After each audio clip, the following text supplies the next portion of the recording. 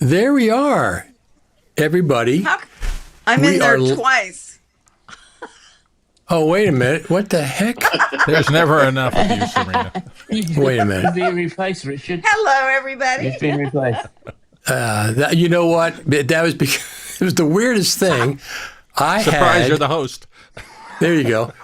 I was telling Bill before we went off the air that I have the Camlink 4K, like HDMI to USB interface to get my GH5 camera into the stream.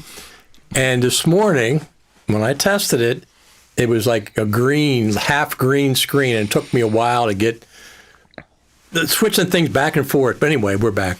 So I didn't have my camera set up in this scene. So that's okay. I got some extra attention for a minute. There you go. Now I'm going to put these comments in the middle up here so we can, and I'm actually going to, let me just do this. Color, dynamic, color. Wait a minute.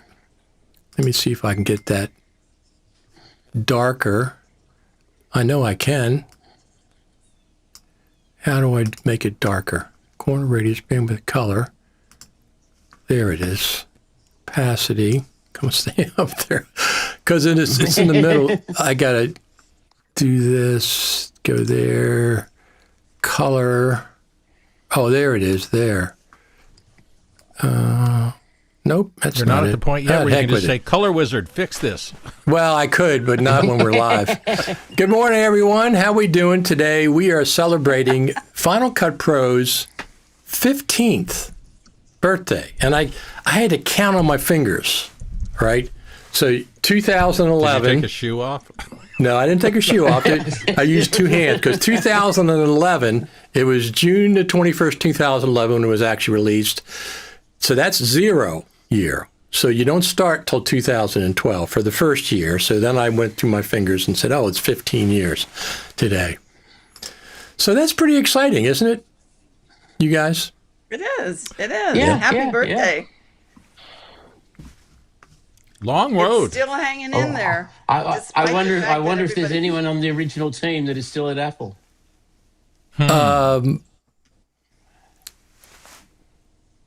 Good question. A lot of retirements. Which original team are we talking about?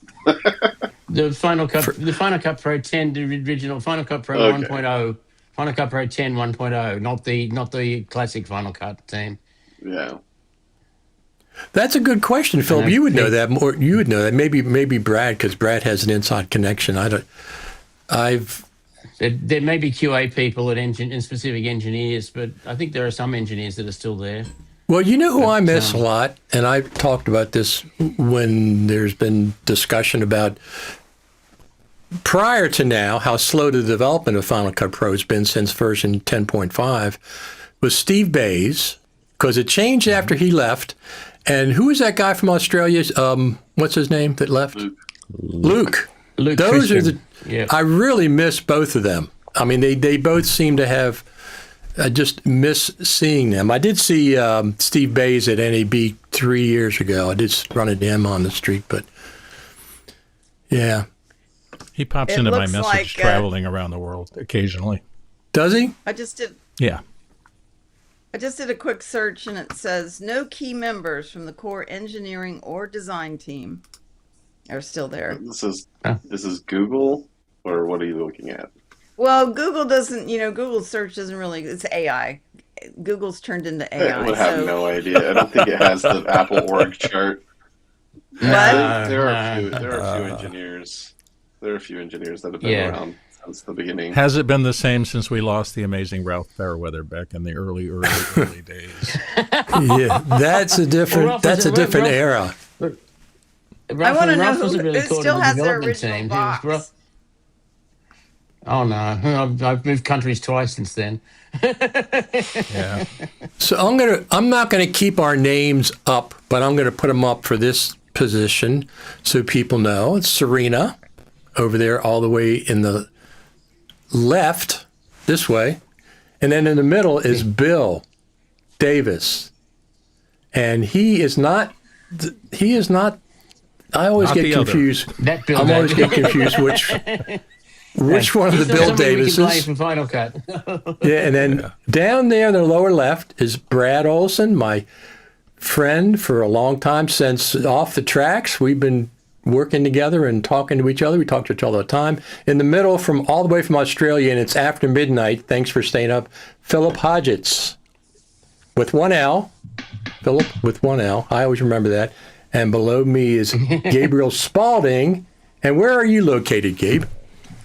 I'm in Milwaukee. Milwaukee. So you're in the summertime too then, right? It's hot? Yeah. Yeah. No, it's not hot, but it's summer. It's not hot? No, I'm freezing right now. We got 73 degrees. I don't know what it is here. Why are you cold? I'm always cold. No, I mean, it's 73. I mean, you said I meant the outside weather, not you personally. Oh, yeah, the sun's outside. Things are okay. So we got our first comments here. Good morning from Jamaica. Good morning, I Nobody. And good morning from Montreal. Greetings from Brazil. Greetings from Quebec, Canada. Wow. Our friend Simon, who's at the last Creative Summit from Italy. I still have 3 boxes of Pre-X, 2 of them upgrades. Remember those days we had to get those giant boxes and books to upgrade. Mm-hmm. And now it's like, okay, just internet. I remember when the original Final Cut 10 box. Oh yeah, sold it by the pound. Yeah, absolutely, absolutely. I remember when they announced it was going to be on the App Store, and some people were upset about that. They reacted like, "Well, the App Store is for not for professional applications." Didn't they? It seemed like that when they announced the App Store. What? Mm-hmm. Final Cut was the first thing I think that was above 99 cents, and it was pretty bold for them to go from 99 cents to 100 and what was it, 129 or 199 on a digital purchase. I'd question that, because there was definitely things in the App Store in the 20 and 30 range before Final Cut. Was there? Maybe I just didn't go to those kind of things. It seemed to me that it was 99 for everything for a long time, but I could easily be wrong. There was a lot of stuff at 99 cents, but there was a lot of stuff above that as well. But certainly, I think Final Cut was definitely the most expensive thing that went into the App Store at that time by a good margin. So, I mean, in principle, you're right. Maybe in the details. Well, I think the core thing I'm saying is that it's the first time they proved you could sell fully realized software that had a function for professionals that you could click and buy with that amazing zero cost of goods thing that now has swept through the internet. And I think it was groundbreaking in that respect. Yeah. Yeah. I remember the day I did. Groundbreaking. I mean, it was a third of the previous price. Right. That's right. From $12.99 down to I think the wasn't $9.99 for the studio at the very last. Down to down to 400. Yeah. 7.0.3. They couldn't give us Final Cut Pro 7.1 when Final Cut Pro 10 came out. Because, they didn't just stop working on 7, did they? I mean, I would think they were still working on it while they were developing Final Cut Pro 10. So they probably had 7.1 somewhere, but we only got 7.0.3.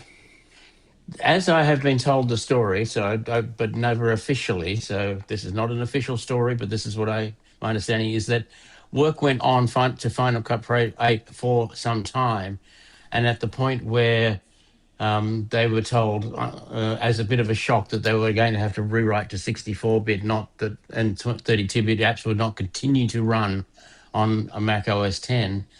That the word came down from above, I believe from Steve Jobs himself, that if we're going to have to rewrite, then we should reimagine Final Cut as well.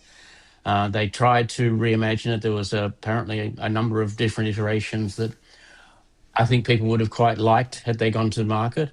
And then there was a point where basically it was decided that this is not a reimagining, this is simply a rewriting to another, Resolve, Premiere sort of very advanced app built with Final Cut Pro Server as the database foundation.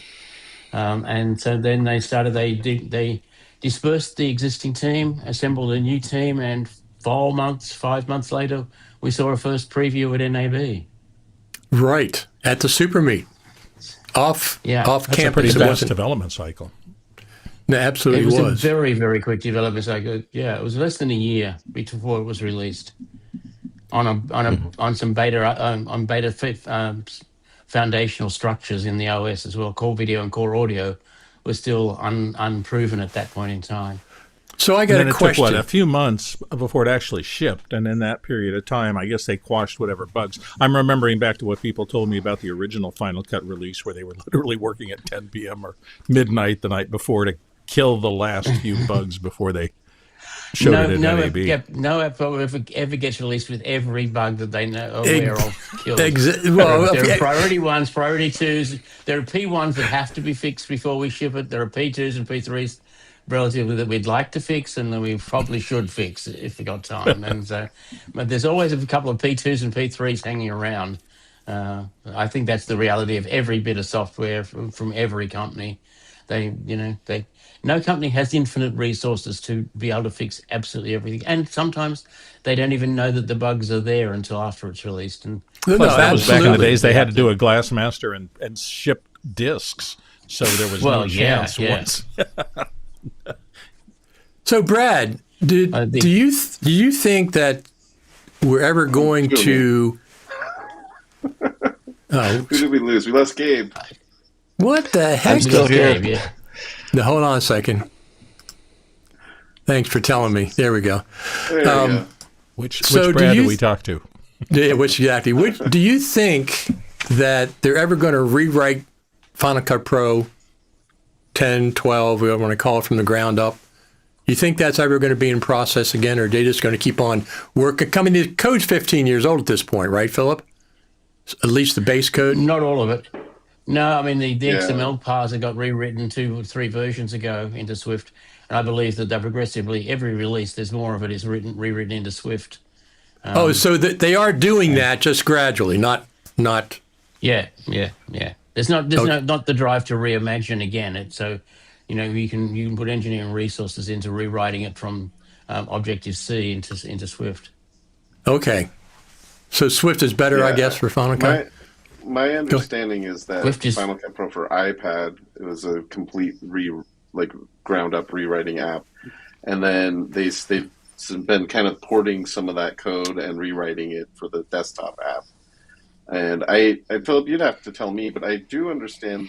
I mean, I've heard chatter that there are some limitations to Swift, that it's a development language that's kind of evolving and growing, but it may not have all the robustness of like Objective-C, for example. Or is it fully capable? I think at this point, once we got to about Swift 5 or 6, it was fully capable at that point. There was certainly, that was true for a couple of iterations. There were very serious limitations in the early versions of Swift, and it kept changing. So if you wrote something in Swift 2, you would probably have to rewrite it when Swift 3 came out, and so on. So there was a reluctance to commit to Swift in the early days of Swift. I think those limitations are now gone. There are certainly it's true still if you are doing Swift UI versus full-on Swift, because there are 2 slightly different versions of the code. Swift UI also describes the interfacing code, whereas Swift in general still uses an interface generated somewhere else and ties the code to it. So like all of the vibe coding apps are writing Swift UI code, so the app can actually describe the interface in text, essentially. Cirina, Yes. do you remember the first time you tried Final Cut Pro 10? Do you remember that? Oh, yeah, I waited longer than most people because I was in the middle of some huge projects on 7, and I was afraid to switch over. But yeah, I do remember the first time. I'm trying to remember what I was working on, though.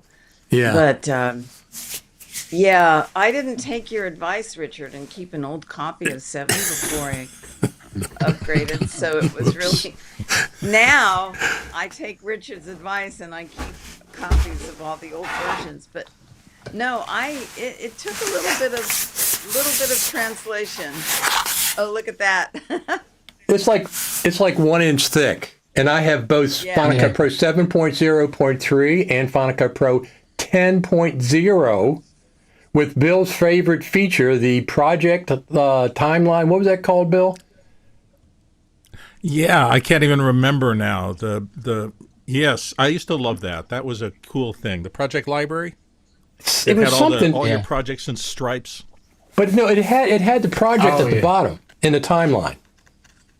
The project. There's actually no connection between the events and projects at that point in time. Yes, that's There's correct. A long story about that I could tell you, but that was the translation project is actually responsible indirectly for libraries, for that going away and libraries replacing it.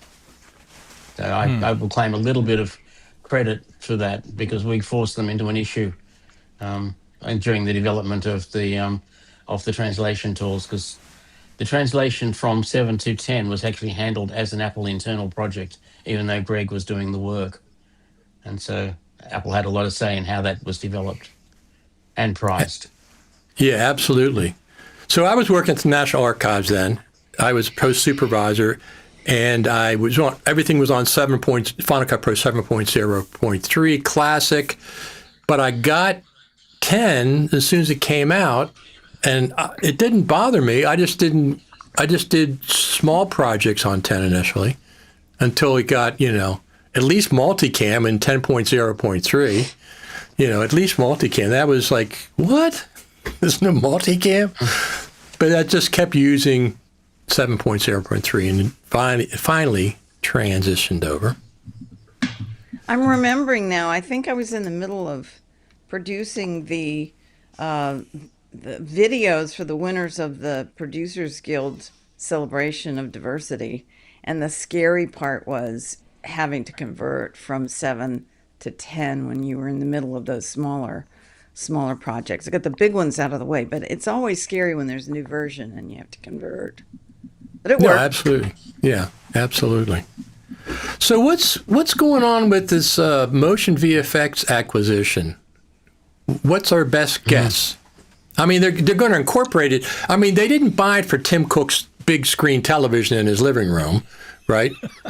They bought it for Final Cut Pro and a little bit for Motion, but they didn't, So it's got to show up somewhere at some point. Nobody has any guesses. My instinct was that that's where the additional content is going to come from that we were promised for Final Cut for Creative Studio. Would be my first and primary guess. Premium content. That's what they made. Yes. Premium content. Yeah. Because on January 28th, when Final Cut Pro 12 came out, there was no quote unquote premium content. There was just additional content. They had some titles and all, but it was more of the same, not premium. So that's what I figured too. But I don't have a lot of motion VFX, but I do have some. Could some of their stuff just be incorporated as features in both versions of Final Cut? That's what I'm hoping. I mean, obviously they have amazing templates. I don't really ever use their templates. So some of their things, like their better control over vignettes and sharpening and things like that, those are really well done. And I would love to see those just kind of built into the app, outside from the premium content, quote unquote. Because here's the thing, since they're still selling the standalone version of Final Cut and Motion and Compressor, they can't stop developing it. They can't just say we're not going to develop it anymore past this point. It's the same app. So they're only developing one app. It's just whether it's licensed one way or the other. It's just how you set that up in the App Store. Right. What I'm saying is features versus premium content. So premium content can be subscription only, but I would think that features would be across both of them since it's the same app. But so I'm wondering if some of the motion VFX stuff could be incorporated as features, not just premium content. That's what I'm curious about. They may be holding it for a little while. Everybody's moving towards software as a service and all of your stuff living in the cloud as opposed to locally, although it's interesting that their AI initiatives seem to be going in the opposite direction. They're looking at more and more AI on your desktop and less in the cloud, actually. But in terms of software distribution, it seems to me that software as a service, it'd be great to have that kind of content bundled in with that. And with now the packaging that Apple is doing, saying you can come in for a very modest subscription price and get lots of power, that combination of your software living in a cloud somewhere, hopefully behind really good security in Apple's cloud, and things like that motion VFX content all living in an arm of the cloud inside your walled garden there. It's a pretty powerful concept for me. That reminds me of the conversation Philip and I had yesterday about the new tax on software. He and I disagree a little bit on whether or not it's warranted, but yeah. Tax on software? Yep. Yeah, California is moving their the tax that has always been on software sold on disk to software sold on downloads as well, and software as a service as well. So at the moment, for the last decade or more, the software as download has got a pass on sales tax, whereas anything sold on a disk has always still had sales tax applied. If once signed into law, because it's passed both houses, it will mean that software downloaded in California will also have sales tax on the download, and software as a service will also have sales tax applied. bring it fair. I mean, the only other alternative to make it fair would be to take it off software sold on disk, and nobody ever takes the tax away. No, that's absolutely correct. People think, oh, this is only a one-time tax. No, it's not. It's a forever tax. No matter what you do, it's forever. So that concept of oh, go ahead, Phil. I was just saying, only for 2 years. Yes. Now we're going to extend it for another year, another 6 months, another decade. Absolutely. Well, something eventually has to change, because there's the whole thing for software as a service is there's pretty close to zero cost of goods sold. And that's competing against worlds where there's lots of overhead in terms of cost of goods sold. Back in the old days, when Final Cut came out in gigantic boxes, just shipping and distribution and worldwide delivery, it was a massive margin of costs that had to get sucked out that went to everybody else. Now, between a server somewhere and you with a connection to that server, a click means that all of those costs are gone. So everybody, I think, is trying to figure out what's going to happen next in this new world. And I think the taxing authorities are looking at the same thing. They're not stupid. They're going, okay, if everything is sold that way, then our revenue base just gets eaten away to nothing. And how do we provide services for the people who live in our areas? So I can see that happening. That's my point to Cirina. What'd you say, Philip? I made that point to you this morning. Yeah, well, I Richard, think that's going to be a fundamental change happening. This whole subscription model that happened years ago, Richard, you and I have had conversations about this. We hate it. If there's, $20 here, $30 here, $20 there, $9 here, it doesn't sound like a lot when you're looking at each subscription individually. But if we all add up what it takes to do our work every day, it adds up. It's a lot. Like this. And now they're going to put an over 8% tax on it. Crazy. Yeah. Well, I don't mind for confetti. I don't $10 mind a month for the confetti. Exactly. I do not mind small developers subscriptions as much as I do somebody like Apple doing subscriptions, because look, they're like the biggest company in the world by market capital, and they really don't need my $12.95. But I understand. Listen, I completely understand why they did it, and if they give us motion VFX templates, that subscription becomes a lot more valuable. Especially, even at that point, okay, you got me at that point, But right now, there's nothing there.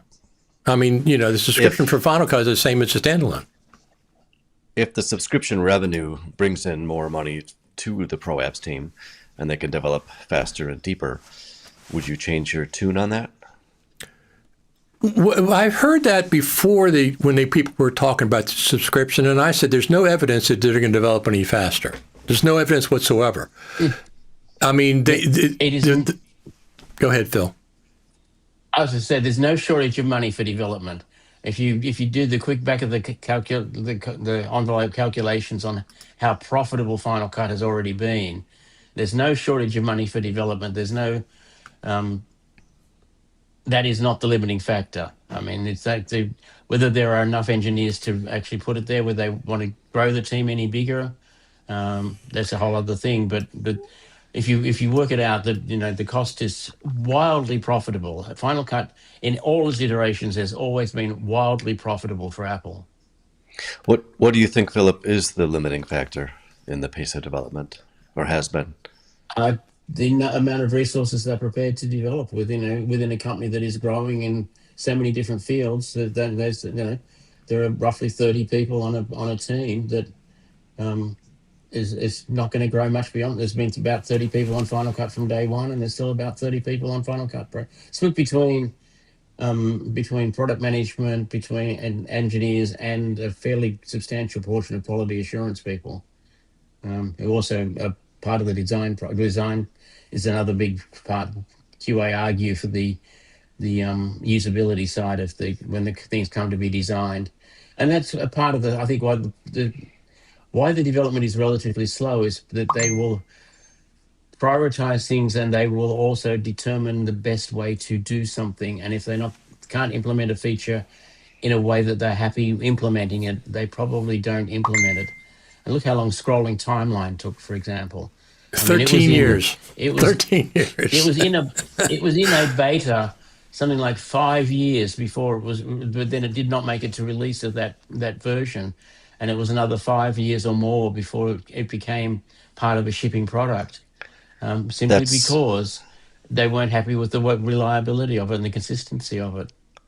I think they nailed it. It's not a feature I knew I wanted. It's not something I ever asked for, but since I got it, I don't think I've turned it off.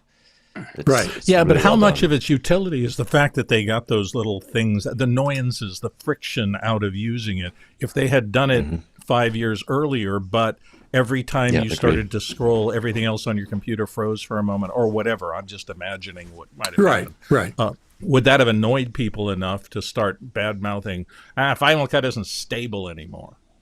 And Oh, yeah, for sure. Oh, God. No, I agree. I understand people for years. I mean, I've been at Scrolling Timeline like the main person talking about it for years because everybody else had it. Why can't Final Cut Pro have it? Avid had it. Premiere had it. Blackmagic wasn't out in those days. But so if they can do it on Apple hardware, why can't Final Cut Pro do it on Apple hardware? That's just a rhetorical question. Anyway, we got it. Fantastic. I'm happy about that. Now, Philip says something Philip says a lot of things that I pay attention to. But this is first of all, he taught me what that decimate meant. Take away by 10%, take away 10%. Years ago, I didn't know that. I thought decimate meant destroy. No, it doesn't. It means reduce by 10%. But one of the other things that you said was there's an optimal amount of people for any given software project. Adding more people does not make it better. So No. what about the 60 or whatever people on Motion VFX? Are they going to let them go, or are they just going to?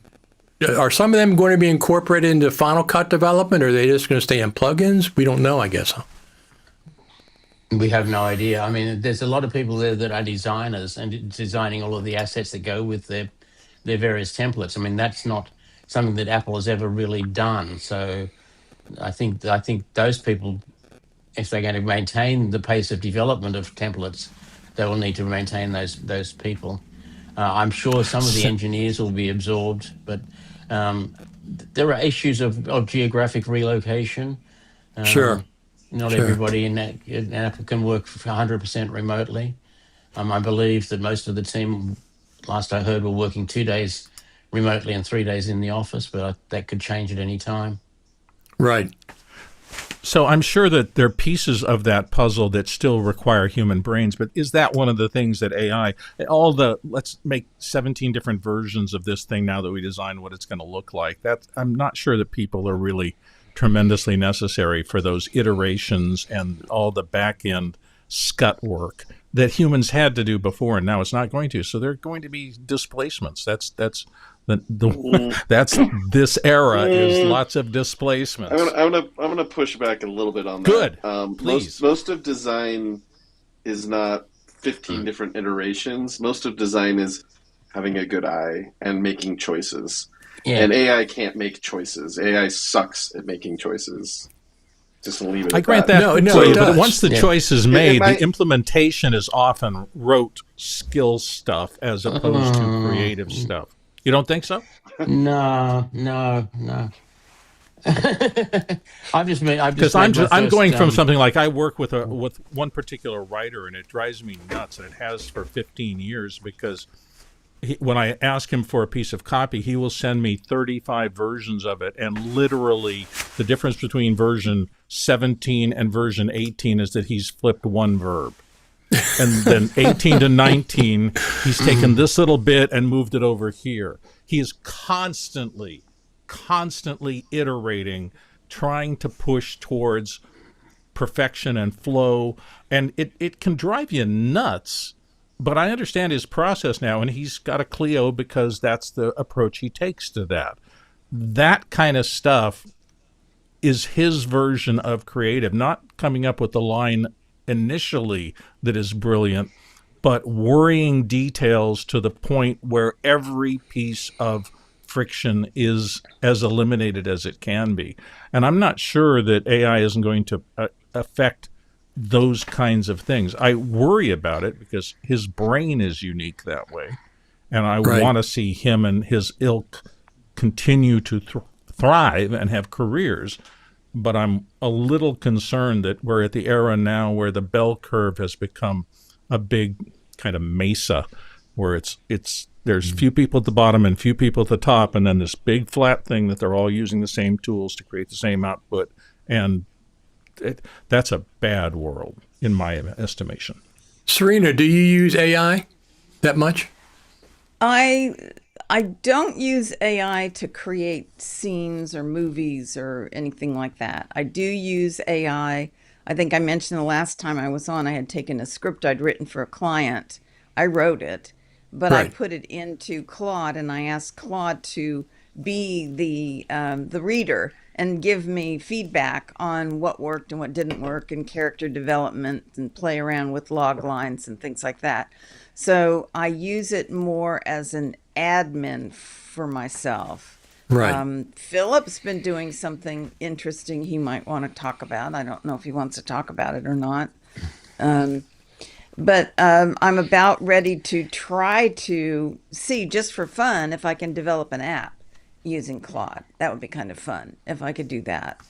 But I do believe that there is an ethical problem with people who use AI and don't tell us that they're using AI. And somebody asked me the other day if I would want to create a clone of myself, because I work with a lot of high school and college students and we're teaching them media.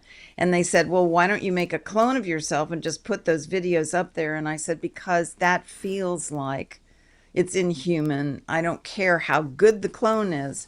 I want the kids to intrinsically realize that they're talking to a human being, And so it's just it's a conversation I'm having with myself and with others. I think AI has some wonderful properties that are very helpful. I'm trying to teach it how to help me manage my to-do list every day. That's insurmountable at the moment. But no, in terms of creativity, I have used ChatGPT to help me do a very preliminary version of a poster that I wanted to create, that I can use that to go out and then shoot it. So for penalty, I had AI create a draft of a poster, 2 ideas that I would want to take to the advertising agency that would be making the poster for us. And that worked very well. But what somebody was mentioning, versions, AI gives you hallucinations after a while. They can create something wonderfully, but then if you tell it to make too many changes, it just goes, I think it gets a little nuts and you get hallucinations, and you literally have to go to a new chat to start from scratch on those kind of things. No, I know Gabe is against AI. He doesn't want to use that. He don't even want it in his house. I use, magnetic mask and for transcription and voice isolation. I've never used generative AI. I'm kind of morally opposed to it. I think it's an abomination.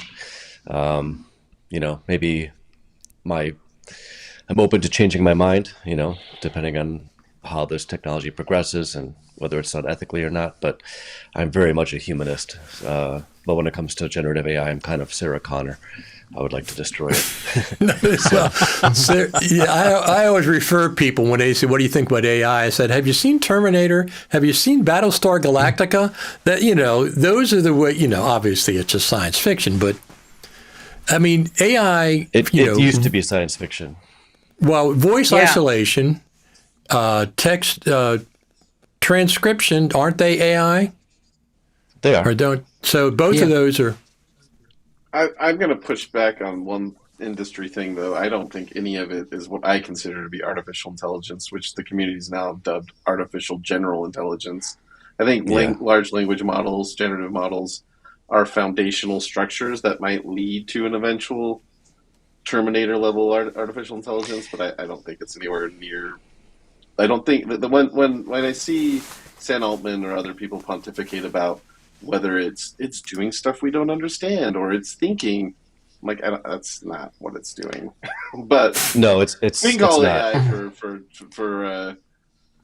to not overcomplicate the conversation. You could call it AI, but I consider machine learning, large language models, those things to be more accurate than what I That's see. correct.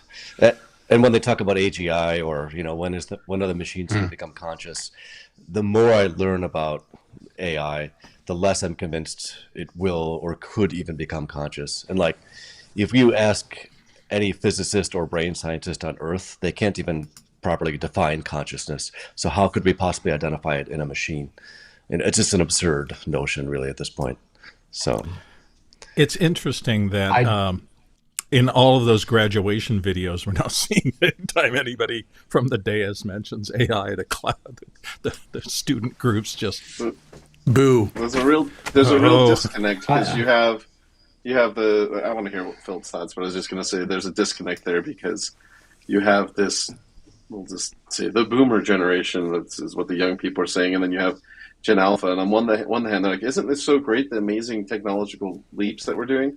But they're also simultaneously saying, "This is taking all of your jobs. You spent all this money and time, in college, and we're telling you." And even though I don't think it's going to pan out this way, but they're saying, you're going to have to change and adapt because your jobs, everything you studied for, is irrelevant.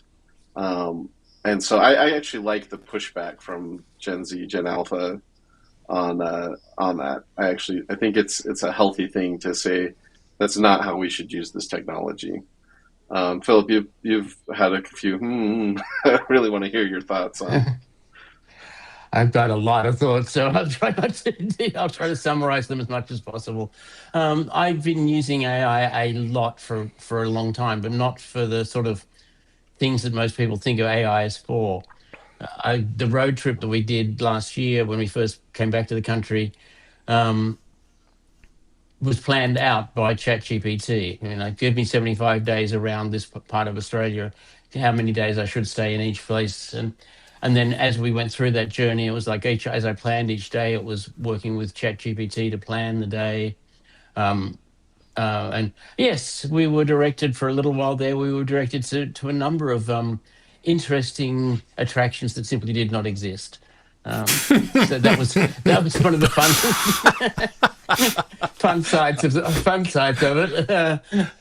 But lately, Ian Anderson pointed out to me when he was visiting Tasmania over coffee that vibe coding has got to a point now where you can use it to create really useful software.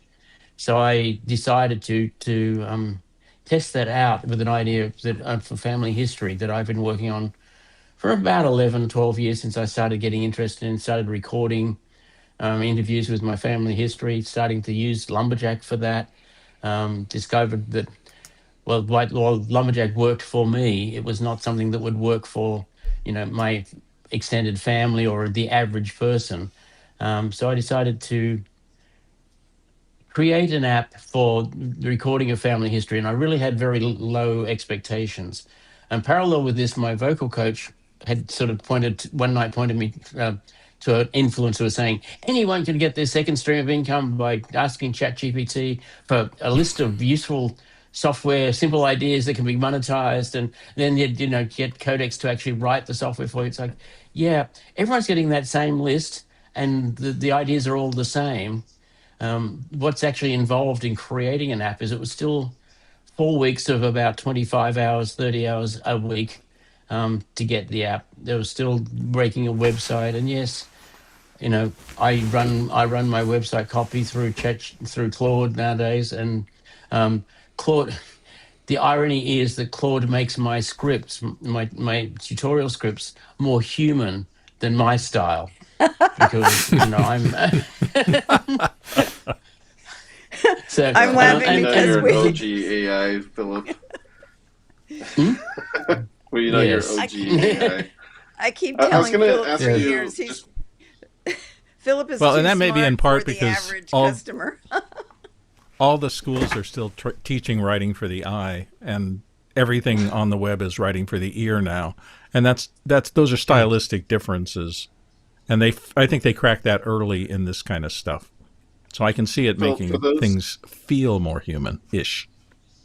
For those who don't know, because I know the term, but vibe coding, you've said it a few times. I don't know if that's a broadly known term at this point. Obviously, for anybody who's using AI to code, they know what that means. But it's where you don't actually, Greg is still writing code that AI cannot write, because the limitation on vibe coding is where you can describe what you want the app to do, and you have to describe it in very great detail, step by step. So it takes a certain sort of analytical mind. And I've always been good at describing the step-by-step process of what I want a piece of software to do.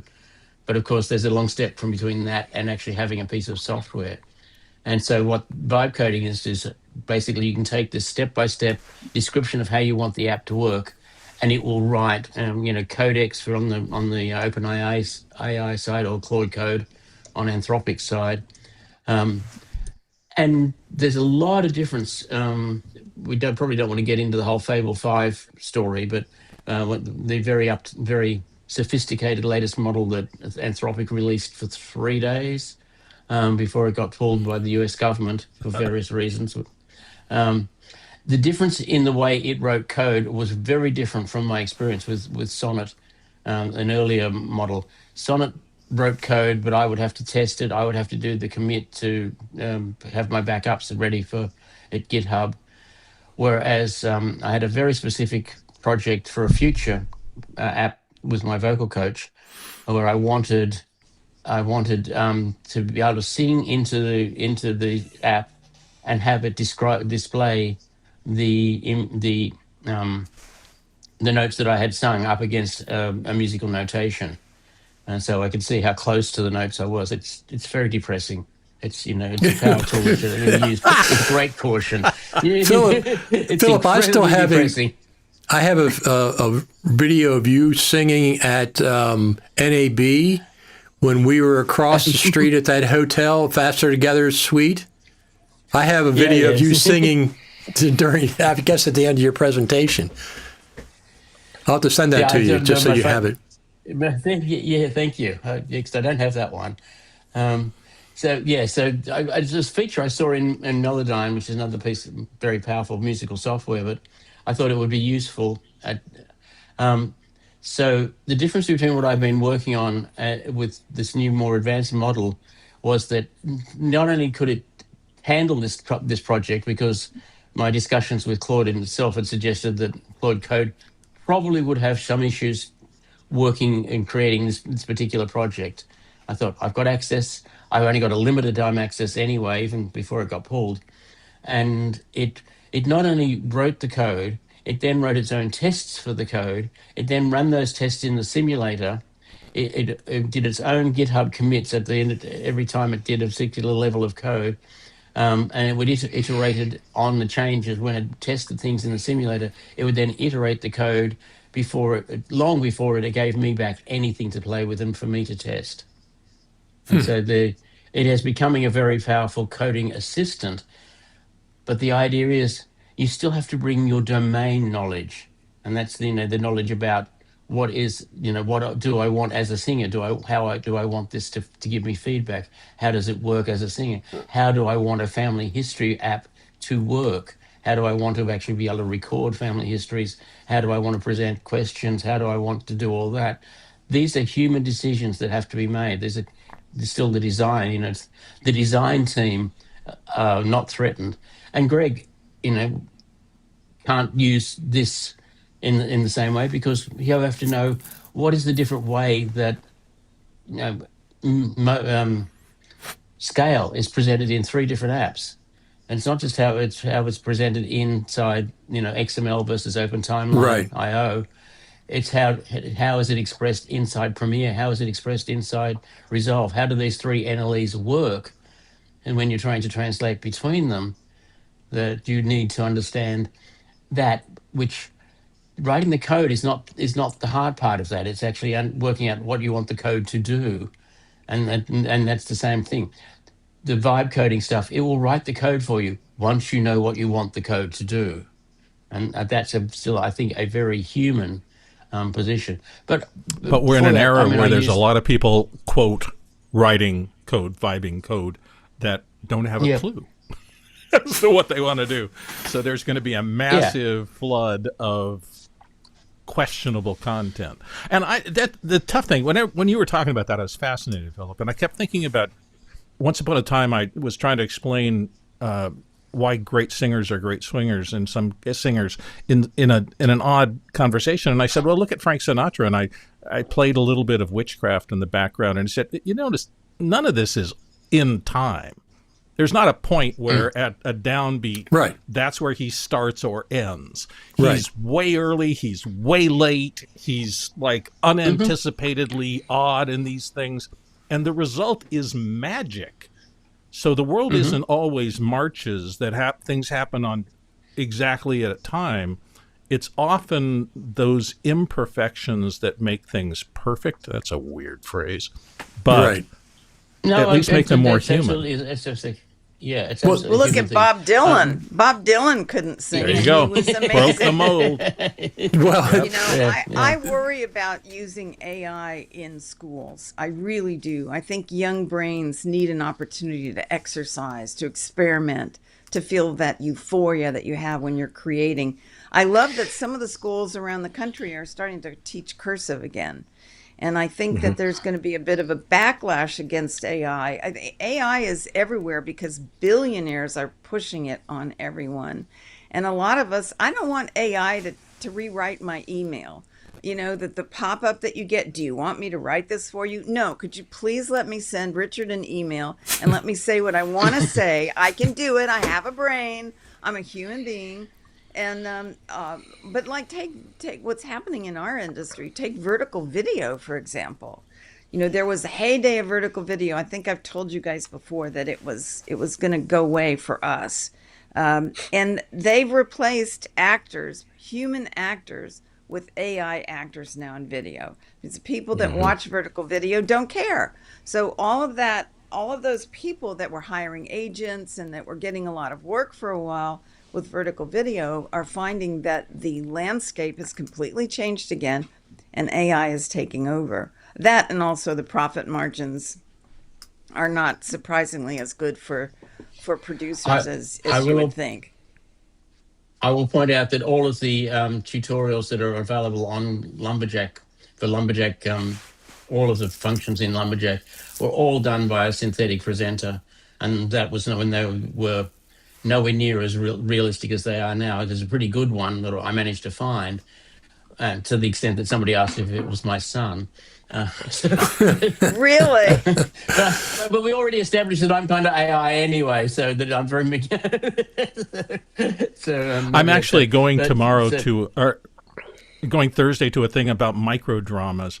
I don't know if you've been aware of these, but there's these companies like Real Shorts and things like that who are doing on the web vertical soap operas, basically. But their production budgets are unbelievable. They are throwing huge amounts of money. There's a lot of them done here in San Diego.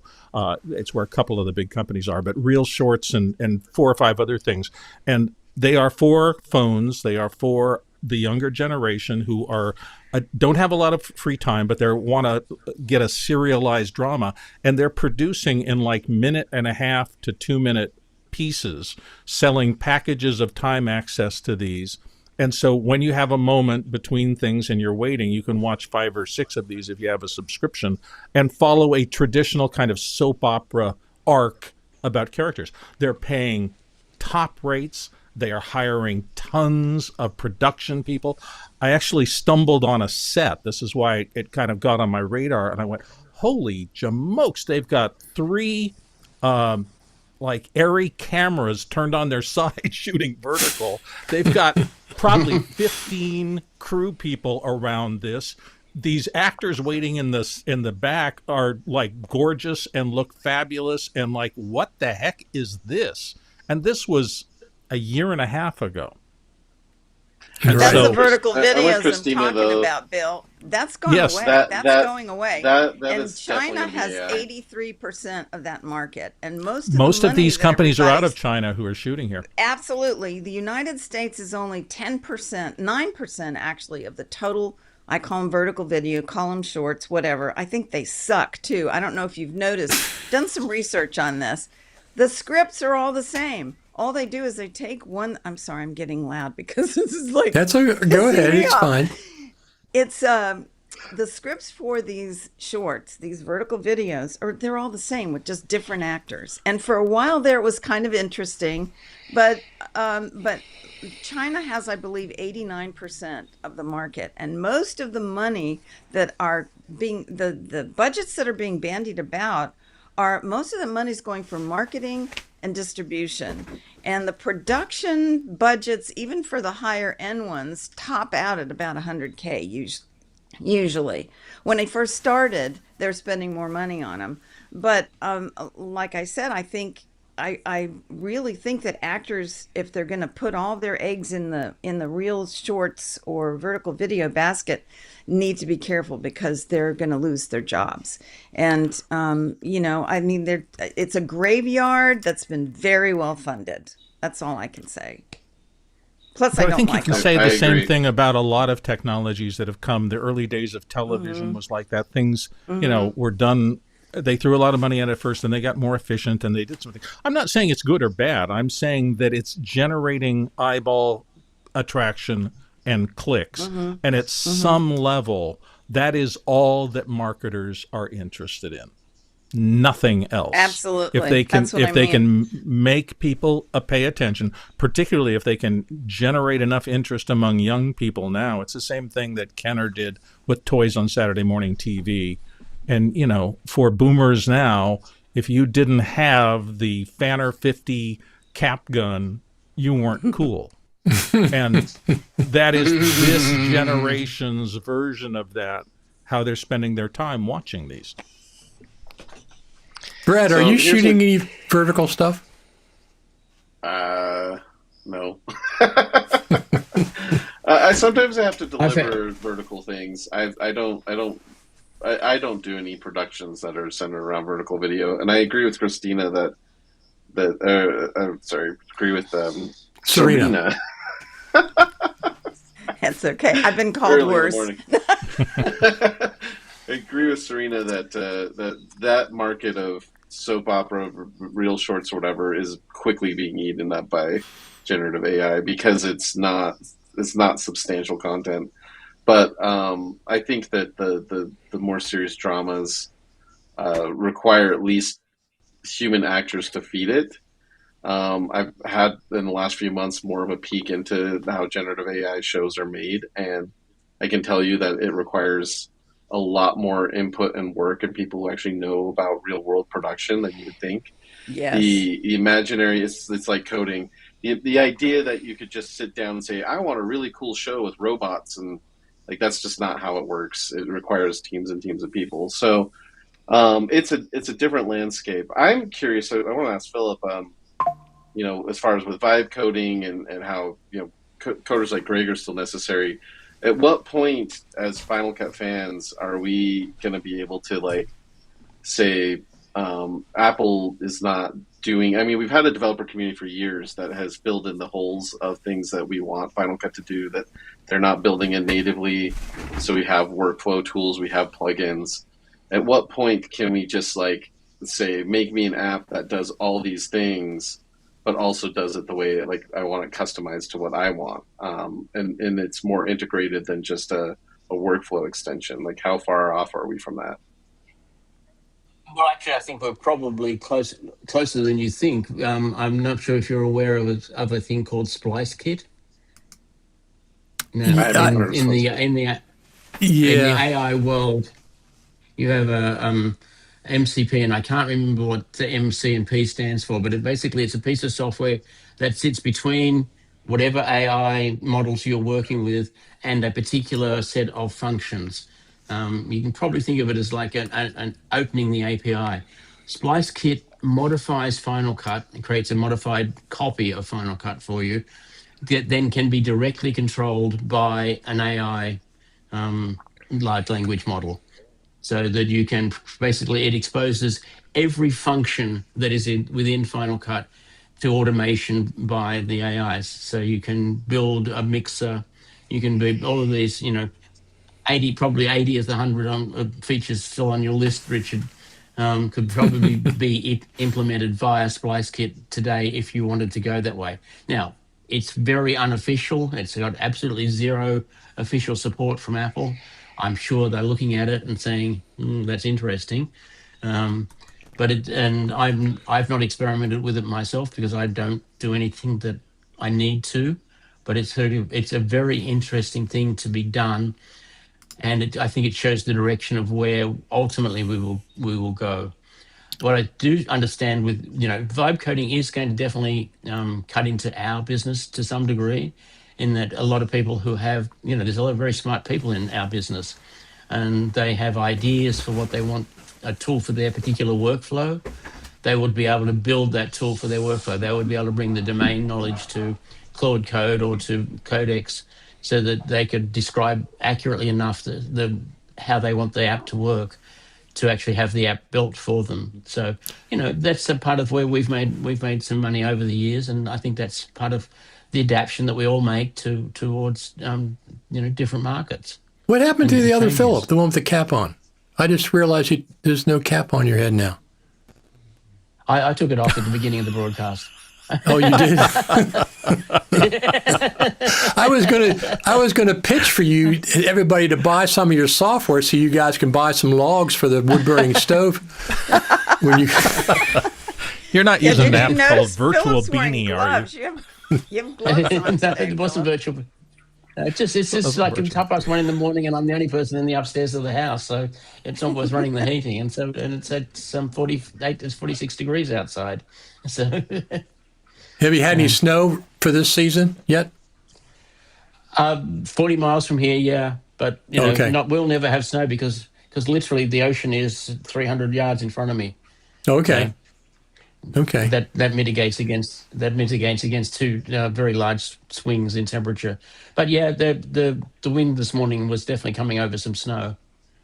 Hey, But we Gabe, have are you neighboring using? snowfields in? Do you use DaVinci Resolve at all? Rarely, only when I have to. I don't generally enjoy using it, but it does have some cool stuff that I need. It's not like lifting weights. I mean, something that's good for you, but it's difficult. I like DaVinci Resolve. I know Brad uses it sometimes, but I like it. Yeah. I like it. I mean, I'm used to learning new software. Sometimes it's a little difficult at the beginning, but I think Brad's doing a new documentary about DaVinci Resolve, aren't you, Brad? It's called "Skip the Tracks," or you're not interested. Back. Do you? Back on the tracks.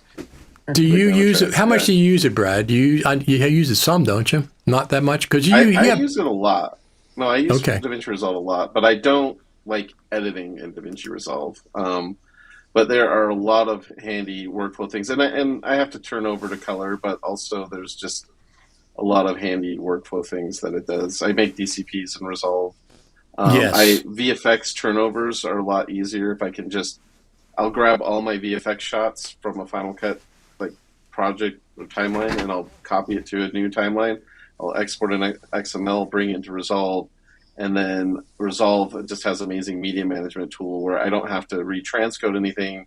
It will just trim and put all of those clips into a new folder, and then I can just pass that straight over to a VFX artist, and that's something that that would be lovely to build into Final Cut Pro. And I know that Frame.io has like a batch export from the timeline feature, but it doesn't work with trim handles, and it's also a transcoding process. It's not copying original media and trimming. So Resolve has, one feature that I just discovered the other day in Resolve that I thought was amazing is, I had all the clips in Resolve, and I had my timeline.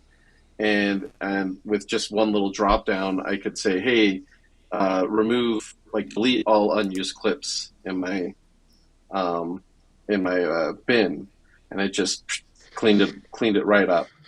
So I didn't have to use a media management tool for that. I just said, "Clean it up," and there's XML workflows and third-party things that you can kind of do some of these things in Final Cut, but there's way more clicks involved in Resolve. It's a workflow workhorse, and honestly, I would love for the Final Cut team to be inspired by some of those really handy things. I know, Philip, in the early days, we sort of talked about, well, hard drives are cheaper, and media's files, we have room for them. But as we've gone to 6K to 8K, and we've got all these raw formats, and we're using remote workflows with the web, being able to media manage and for turnovers and handing stuff to someone else to take over is just so useful. And that's where I'm like, thank you, Resolve, for solving these problems. Please, Final Cut, think about media management and workflow. Like, spend a little bit of time, like improving that. Brad, are you using Blackmagic's cloud to host your media or not? No, I've got LucidLink, Frame.io, Strata. That's plenty. And I haven't made it to the list of Blackmagic Cloud. So the Michael Cioni Strata thing is, is developing at a nice pace now, and I found that to be the very best way, because you don't have to upload to the cloud. If I want to send something, I did this turnover for a feature, and I just said, look, you don't need a paid Strata account. Just set up a free Strata account, share this folder on your server with me, and then I transferred a terabyte in just a few hours of data over to their server. I used, Resolve's trimming management and everything, and I sent him a Resolve DRT and all the media, and Strata facilitated that file transfer, which was just peer-to-peer. So that to me is way better than putting stuff in Blackmagic Cloud. I did once do I had a colorist use the Blackmagic review commenting page, and I found that experience to be horrendous. It just was not nearly as good as Frame.io. Right. So my hope is that Strata can keep developing, and it can replace LucidLink. It can replace, potentially I'd love for it to replace PostLab. Maybe not replace PostLab, but work with PostLab. And like, I don't need, I'm not going to be as reliant on Google Drive and Dropbox. And Frame.io, frankly, is something that Frame.io has not had very much attention on Final Cut Pro for a long time.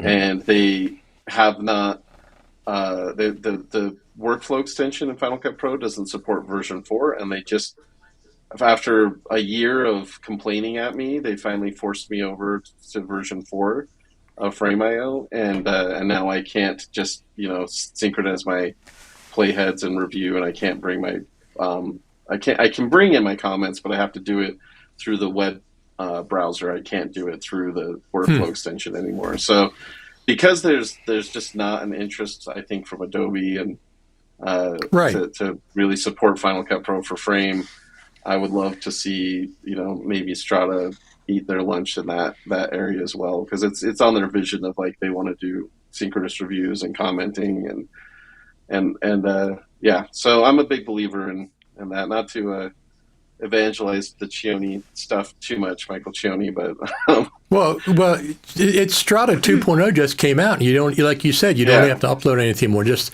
whatever drive you have attached to your computer, anybody that's in your project or whatever can get that stuff, can use it and start editing with it immediately. Speaking of which, Michael Cioni is going to be on the show in a couple of weeks once he gets done his world tour or whatever he's doing promoting Strata 2.0. I'm going to have him back on. Have any of you used Zero Tier?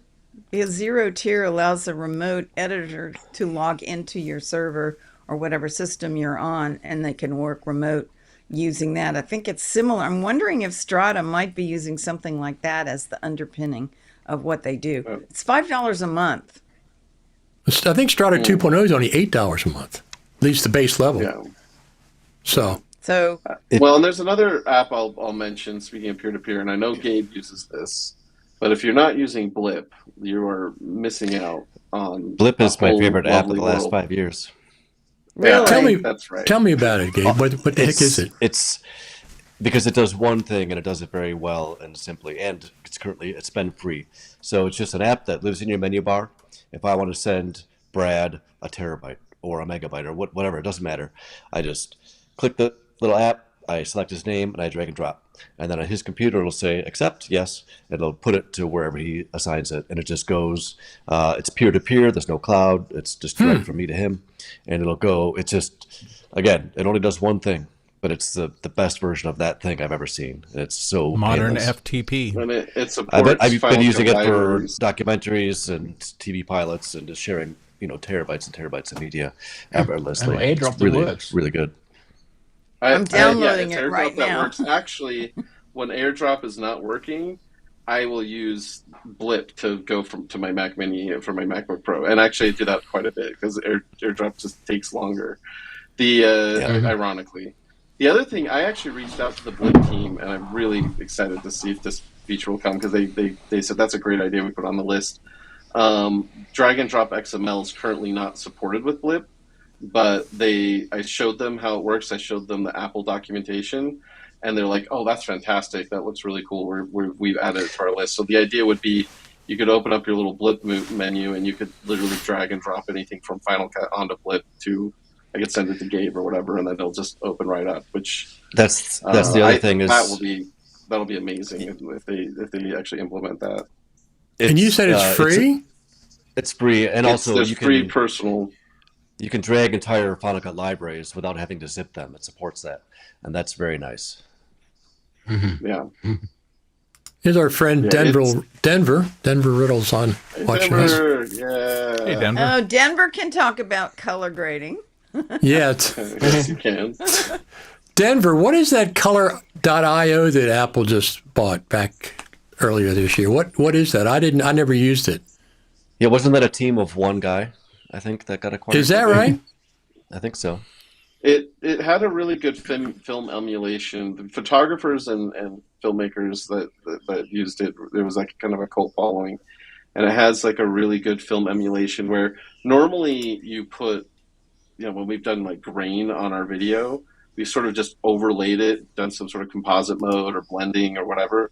But it actually like remaps, and yes, Denver's right, it was web-based, but it's actually remapping the pixels to actually encode it in a much more true looking, like how film would be actually captured by light. And it had it had lookup tables, but it was, my understanding is that the lookup tables were a little bit different in terms of how they operated. They weren't as limited. What, so like Apple 64 point LUTs or acquiring something? I don't even think it was like LUTs. I think anyway, I was reading about it a little bit more last night, but I think that with their film emulation and their other tools, I could see Apple putting that into both Final Cut Pro and Pixelmator. Would be really cool. Well, speaking of lookup tables, when do you think Apple will fix their color pipeline and the processing order of things? What's the problem with it? What's backwards? Oh, okay. So oftentimes, if you want to make adjustments, you want those to happen before the LUT is applied. But if you're, Right. applies the LUT, you can't change that processing order. It's problematic. Well, I think, to be fair, that's huge. Apple has the color conform Apple's doing is right. Like when you would take HDR and SDR, really just moving away from LUTs and just going straight to color space transforms, I think is a better answer. I know that one of the things is with Color IO is it had some ACES kind of logic to how it operated, and that could be a potential interesting thing is if Apple put an ACES pipeline into the color management, then you wouldn't really be thinking about LUTs as much at that point. I mean, it's in a way LUTs sort of like LUTs have to be rewritten for ACES, but you wouldn't be thinking about LUTs if you had an input and an output and you were just doing your work between those points. And then I think there's something, again, I'll pester Philip about, but given that Apple puts so much effort into their own XML, is there a world where they would rework it or implement open timeline IO in a Final Cut? Because if I was inventing an NLE today, I would build it around Open Timeline IO, and I would build it around ACES. Denver says already done it. I've got a Denver lot to has say an about ACES that. workflow, yes. But the short answer is at the moment, nobody's open timeline is compatible with anybody else's open timeline implementation. So they're not open. If you open, That's ironic. Semi-open timeline. yes. So if you have an open timeline IO export from Premiere, it won't open properly into Resolve or into Media Composer and vice versa. So there is a growing market, a coming market for translating between them. And I'm pretty confident that Apple are relying on a third party to do their XML to Open Timeline translation. You think so? Are you sure about that, Philip? Was that an announcement, Philip? Did you have something going on with your hands? The one thing I will say, though, is that the single most valuable thing to me about color and anything iOS or Mac or Apple entirely is the fact that they created that managed color pipeline so that I know if it looks good on my iOS device here, it will look exactly the same on one in Tokyo, on one in Australia, no matter where it is. So my final color judgment is always tossing any work I do on an iOS device so that I know that at least that gigantic monster of a market will see what I'm seeing. Anything that gets in the way of that takes away an incredibly powerful tool. I don't want to go back to the days of scopes. Could I just add to my comments about Open Timeline? We already have Open Timeline products in the market. We replaced Sequence Clip Reporter with Production Clip Reporter back in January. And Production Clip Reporter not only reports XML, the old XML format, but it also reports Open Timeline from Media Composer, from Resolve, and from Premiere Pro.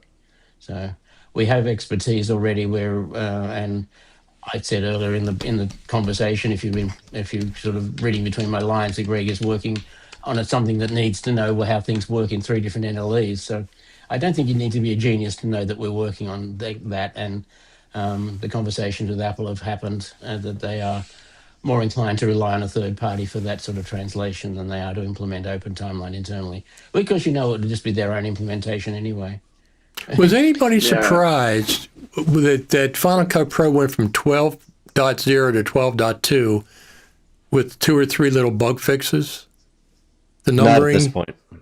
Not at this point. Ever since they left 10, I went to 11 to 12. It just kind of is what it is. It just whatever they want. Seems haphazard. I think everything has just moved. Everything has moved up one number to the left. One notch. So what would have been a dot is now a dot. So are we going to see Final Cut Pro 13 then? Sometime in 2026, early 2027? Probably with Motion VFX and maybe Color IO? We'll probably see a 12.3 before that, or a 12.4 and a 12.5. With features, though? Because 12.2 didn't have any features. They went from 12.0 to 12.2, 0 features, just a couple little bug fixes. Probably. Yeah. He can neither confirm nor deny. If I knew anything, I'm wondering if I don't know anything, I'm only speculating wildly. No. I'm wondering if it'll require an entire point update just to give us different marker colors. Yes. Well, that's Final Cut 7. They're going to jump to Final Cut 27, actually. This is interesting. Blackmagic Design skipped 13. I did not know that. So maybe Apple's going to do the same. You need to have Denver on. He's very chatty in the chat, and I love Denver. You should have him on get him on the radio. Yeah, he would be great. Yeah, absolutely. Denver, we'll get you on, Denver. Talk about your latest products. I've met you at NAB multiple times. So, Philip, it's interesting you say that Apple's relying on a third party for Open Timeline, which is great for you. And I'm excited to see how that develops. Maybe my Resolve turnovers can be even better, because right now it does good on picture, it does terrible with audio. But I know that at least within the niche industry of film and TV production, the fact that AAF export is not natively supported is just one of those conversation killers. I've recently had some people who are very open-minded to like, oh yeah, Final Cut, oh that's really cool, this is really cool. And the second you're like, it doesn't support native. It's like it's fine. It has a third party tool. They just get immediately turned off. If Apple's not serious about that, then they're just not building a tool for us. Is kind of the attitude, and it feels like a shame because AF Export native to Final Cut Pro, I think it solves a lot of problems that I still have with Extra Pro. What are you going to say, Gabe? The question of like Apple's model of, kind of farming out certain features to third-party developers. I think it's brilliant in a lot of ways. It gets to support their developer community. There are certain things I think that should be native. If we had like a mixer of some kind, then there might be some weaker argument for needing an AAF, at least for the majority of users. But we don't have a mixer. So they're basically telling us, we don't want you to mix in Final Cut. We don't want you to be able to send it out with Final Cut either. So it's like, where does that leave us? And then, yes, for the small sliver of the larger population that is a working professional, we do need AAF. A mixer in Final Cut has been implemented with SpliceKit. Right now, it's already available. So it's already been implemented via SpliceKit within the current Final Cut. Until I can download it. Yeah. Well, I'd like to see that. SpliceKit now. FCP Cafe supported. Chris has been a big fan of SpliceKit. It's not his project, but he's been a big fan of promoting it. And probably your circumstances are such that you can't use a completely unauthorized adaptation of Final Cut, but it can be done because all that is happening is that SpliceKit has access to every call that is within Final Cut, every function, every call, several thousands of them. And just knowing what you want it to do and then telling it how to do it. And it's a little bit like vibe coding. You have to know a lot more than the average person does about how things work and being able to describe it to get the result. But it certainly opens it up a lot. We're still in this whole thing, and we've been in it forever, are the features that the most people want. And I'm thinking about things like AAF and the rest of those things. Do they define Final Cut lacks that the overall industry wants versus that radical thinking that Randy did in the early days to give us things that nobody had before? My work right now, I'm doing mostly audio in these multi-part audio dramas with huge casts. Roles, for me, gives me 1,000 times more joy every day in terms of being able to track a complex, ever-shifting cast of characters through a audio creation. And nothing else out there in the marketplace comes anywhere close to being able to lift that particular log. Now, that log is not being lifted by a ton of people. I get that. But that same log is the symphonic composers who are able to use roles in that way. The movie turnover folks that we've all seen were able to take audio and do amazing things very quickly with. So, there's always going to be this tensional balance between a lot of people want the X and they're across the industry and it's broad and it's why doesn't Final Cut have that? I've been hearing that for 15 years versus oh my God, I believe I'm able to do this in 5 minutes. Rules are a bridge to nowhere. Oh, like, really? I beg to differ. I can't apply effect to a role. Every day, like you say how much joy roles bring you. Yes, I'm like, yay! And then I'm like, every day I'm so infuriated that I cannot put an effect on a role. And I may or may not have been recently told by someone that I will not name that won't be a problem forever. Right. Well, the idea is you can have both. There it is. You can have slice both. Of the industry, you have a particular need. Oh, go ahead. I know. This is every content creator. I work on a YouTube show. This is every... If you're going after the creator market, this is every creator is pissed about this. Like, every one of them. Okay. Yeah. So, well, why can't you have both? My moment to raise my voice like Cirina did earlier. No, you can have both. A roles-based mixer is what we're talking about. Not changing the architecture of Final Cut, but a roles-based mixer that can do things like put like Brad said, we don't have a master fader in Final Cut Pro after 15 years. What? That's just nonsense. There's no the master thing. And look at all volume the work control. that stopped from successfully being completed. I know it's just like huge things painful. never got done because you didn't have it. It hurts me every day. Every day. Sometimes having to wait this long for crucial features, I think of it this way. Like at home, I do most of the cooking. So imagine I have all of the ingredients to make a meal for my wife except for one ingredient. And I just let her starve to death because I don't have that one ingredient. It's like, let her eat the noodles or something, Like, Good point, Gabriel. you don't have to let it be perfect. That's right. I don't have coriander. It's ruined. Right. I want to address Bill's point a little bit, but or in general, AAF export is incredibly important to how many people out of the 4 million plus that Apple have sold Final Cut copies to. I mean, knowing that there are about 25,000 film and TV professional editors in the United States of America, that's this official government statistic. Double that worldwide, or even triple it worldwide. 75,000 people is a very, very, assuming that every one of those people use Final Cut, and we know they don't. Right.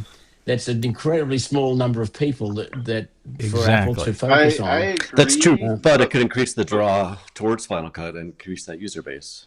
Yeah, Could it? Does it? Could it really? But with the trends and where it content would. creation is going, is that the big elephant that we're on Safari for? It's kind of not. I'm gonna make my case for AAF export because I agree it's not a huge. Okay. It's maybe. And how maybe old at is max that technology? 15, Was that from 20,000. Well, 25, AAF 30 newer years? than- It's newer than OMF. And I It's actually true. have You're heard- right. I've heard, OMF was only I popular have- once it was I have recently obsolete. seen some content creators talk about this. Here's the thing. So I was looking at Resolve on the App Store. I know most people get it from Resolve from the website, but Resolve, which does more than it probably needs to, is incredibly popular with a lot of the creator community. The people are fed up with Premiere. They're shifting over. And the first thing it says is Hollywood's #1 post-production, most advanced post-production tool. And they have all these features that I agree that most people never touch. I think it might go too far in the one direction. But when you have that discussion of, well, Hollywood can't use this tool, a lot of creators see themselves as aspirational people. They want to make movies. Right. And they're like, why should I invest the time in a tool that has a dead end and I'm just going to have to switch to another tool if I hit that level? I don't know any, again, back to the content creator market. I've worked with some high YouTube channels that have 7-9 million views, or not views, sorry, subscribers.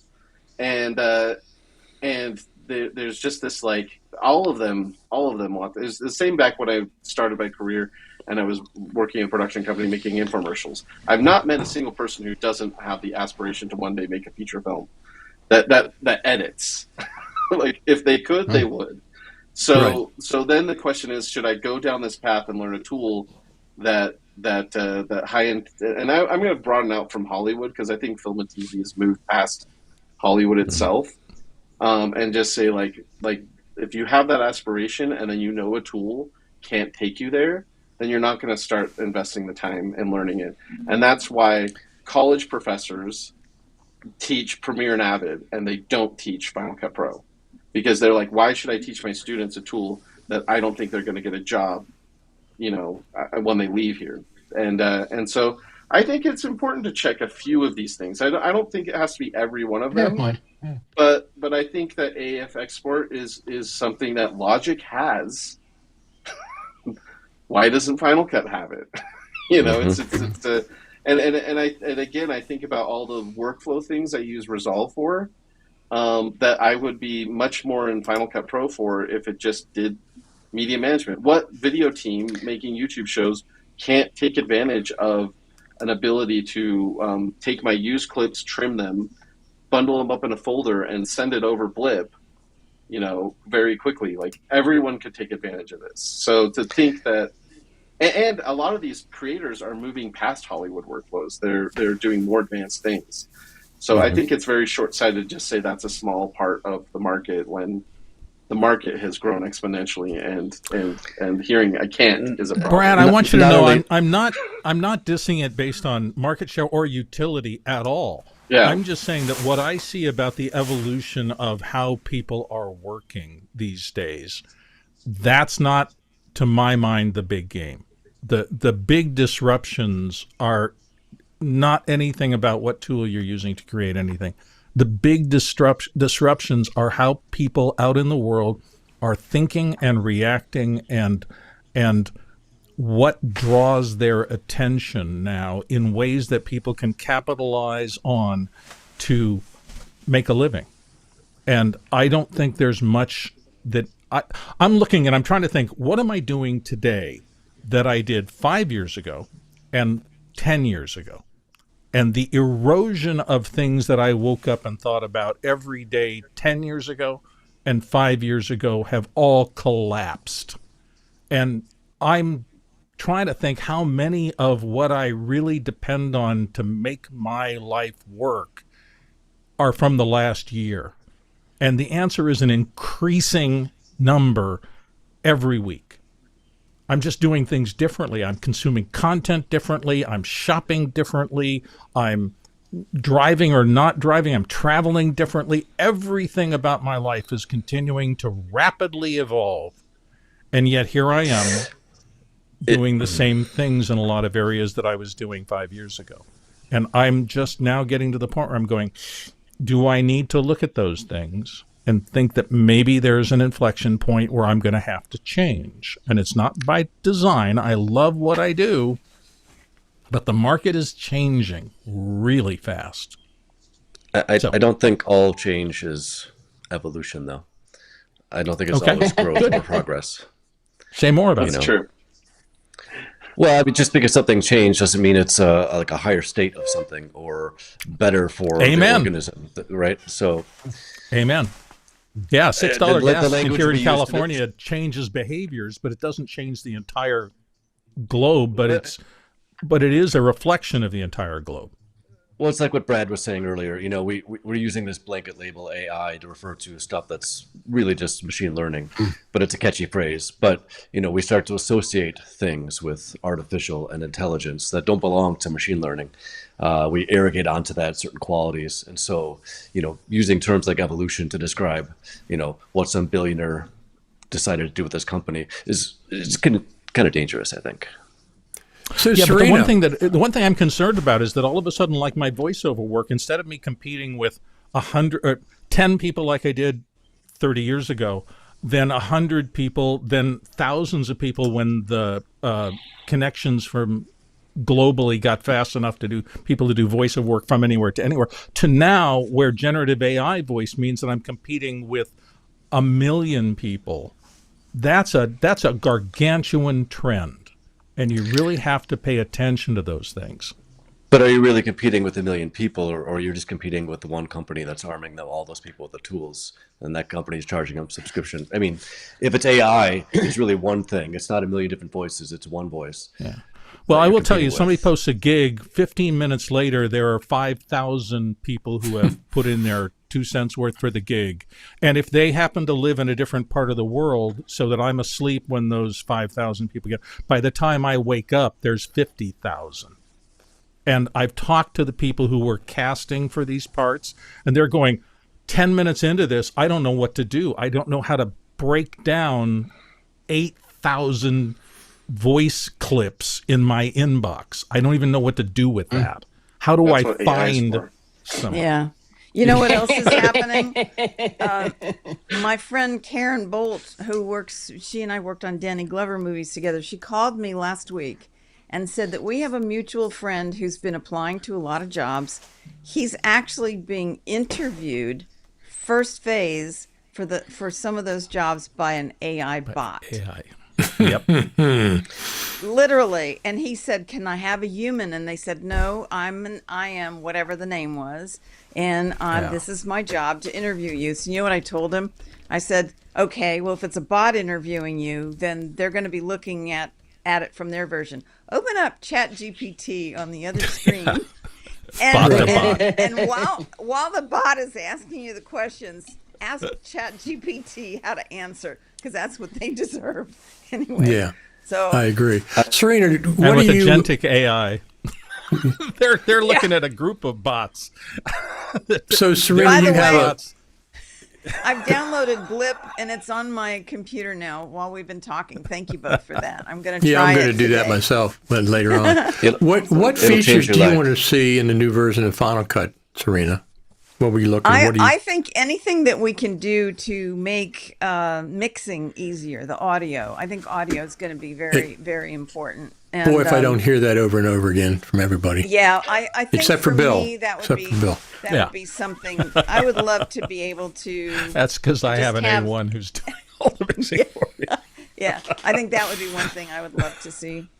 I think that's number one. Everybody's saying, and like I said, it can be both roles and a mixer. Doesn't have to be one or the other. They're not exclusive of each other. The Final Cut Pro team, I'm sure, is smart enough they can implement things that will work. Like, for example, I not being a programmer, why can't, if they do a mixer, can't they do an export to what Pro Tools needs from the mixer? Either with a plugin or That something? would be AAF. Right. So, That would be well, I mean, AAF. why can't they, with the when they do the mixer, why can't they have that as one of the features, plug in or whatever, just export it as directly to Pro Isn't it Tools? interesting though? What we're talking about here are both like their workflow cores, right? We talked about the color pipeline, and we're talking about the audio pipeline, and that's what we do. It's video and audio married together, and refining that pipeline and making it efficient and easy is, to me, that's the whole philosophy of Final Cut from the beginning. And we can get real distracted by a lot of other flashy little things, but those underpinnings are the most important, crucial, foundational elements of the app. Yes, okay. That's something that concerns me with all this AI stuff. And I use Magnetic Mask. I use some of these things. They grab headlines and they can be very useful. But it's not what I spend most of my time doing. Little workflow things, like even just hide clips, I found super useful, especially in team environments. Little things that probably didn't take very long for them to implement, but it's a huge quality of life and it really improves workflows. I hope they don't just go for the AI when there are some really easy to knock off the list items that would really speak to a lot of professionals in the industry. And as far as professional, we were talking about this a few minutes ago, I think the requirements for video people today are greater than what they used to be in the past, in a way. Like, you used to be just an AE or just an editor. Now, if you're like a solo operator, you've got to also do the motion graphics, you've got to do color, you've got to do sound. So we need more of these things seamlessly integrated into the app. And that makes me think, like, I don't keyframe anything in Final Cut because it's horrendous. I always have to go to motion. Most people don't. No motion exists, and those that do, they might not even use it. So, like, we can have Poor motion. keyframes. Poor motion. Well, it's They should have made it $1,000, not $50. That was $49, right? Go ahead. $49. Gabe. People I just take mean- it seriously. Like Brad was mentioning, we can do AAFs in Logic, and Apple owns Logic. Well, we can do pretty good keyframes in Motion. Why can't we port that over to Final Cut? Like, just the needs of the average person are much greater, and the need for them to do it faster I is hear a greater couple than ever. Australians saying, "Hey, we Richard, have, you might we have wanna our mute. first-" No, I know. Although What are you doing, Richard? Richard? Richard, what are you But I doing? was gonna I say, got Chris the and new Ian- keyframe editor for Final Cut Pro. There you go. Oh, there you Does go. It's just- that have a USB-C port on it? I don't It's just know if it interesting. does or not, but this is what it's like at doing keyframes in Final Cut. I kept this for. Hilarious. Yeah. It's funny, like, Chris and Ian, and I think somebody else came up with a little keyframe editor thing. Like, They did, yeah, there's two versions. It's great that Yeah. it was such a pain point that they said, we're going to solve this, like you're talking about, Phil, with the splice edit stuff, but that needs to be built in, and that's another Exactly. area that I hear all the Of content course. creators screaming is like. I was "Why talking to don't Ian I Anderson have, about like, that a difference keyframe between editor?" the generative AI and utility AI and production, and all sorts of different AIs. And I do think there's some sense to that, because we all want to use the utility tools to make things easier for us. What we're all very, very, very concerned about are the generative stuff displacing other things that are necessary for humans and that really encourage humans to be creative people. That's the scary part of this. I'm a little concerned about all this agentic AI stuff and the fact that AIs are talking to AIs while you're sleeping and trying to figure out what you want them to do when you're not there. And I'm more interested in what Apple seems to be doing in terms of this walled garden of AI on your machine as opposed to up in the cloud. So you don't have to send things up to get that level of large language model processing. You can keep it in-house. That speaks to me in a lot of ways that I'm hoping come to fruition in the future. I think Apple got that part right, at least in the way that I'm comfortable with. I agree that local processing is a lot better than cloud for security reasons, especially with a lot of the projects we work on, where you wouldn't want that leaving your system. I think one of my biggest fears with AI in general, and also as it pertains to NLEs, but it's the eradication of flaws. It's like the sanitization of things. Think of how we're using AI. People are using AI for like relationships, and they're having whole conversations with them, and they're afraid to sit down with somebody and know what they're like and meet them at a club or whatever. Like, the messiness of human interaction is the whole point of it. It's that exploration process. Huge. And I think that also applies so to the huge. edit. I could have AI scan my stuff and do a paper cut for me, and there are definite legitimate uses for that. But like, just because something reads well on paper, like a sentence, doesn't mean it's the best take. Doesn't mean there's a lot of things that you miss. You still have to watch your dailies. You still have to get into the weeds and watch that stuff. And I'm nervous that the newer people coming into this, they'll think they're spoiled by this new technology, but their brains will be atrophied completely. So thank you for saying that, Gabriel, because I can't tell you how much I agree with you. My whole life has been transformed, because mostly when I'm working with my actors on the audio stuff, we get on Zoom live, and I can't tell you how the dynamic of everything changed. Recording sessions. I don't care what the author wrote. I don't care what I imagined as the person directing it. You will hear moments and you go, oh my God, that is just brilliant. And it's not the what of it, it's the how. That individual, or those two or three individuals, interacted in real time as human beings that just pops open the scene and makes it incredibly attractive.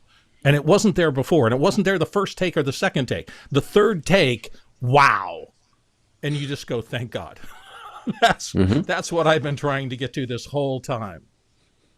When we talk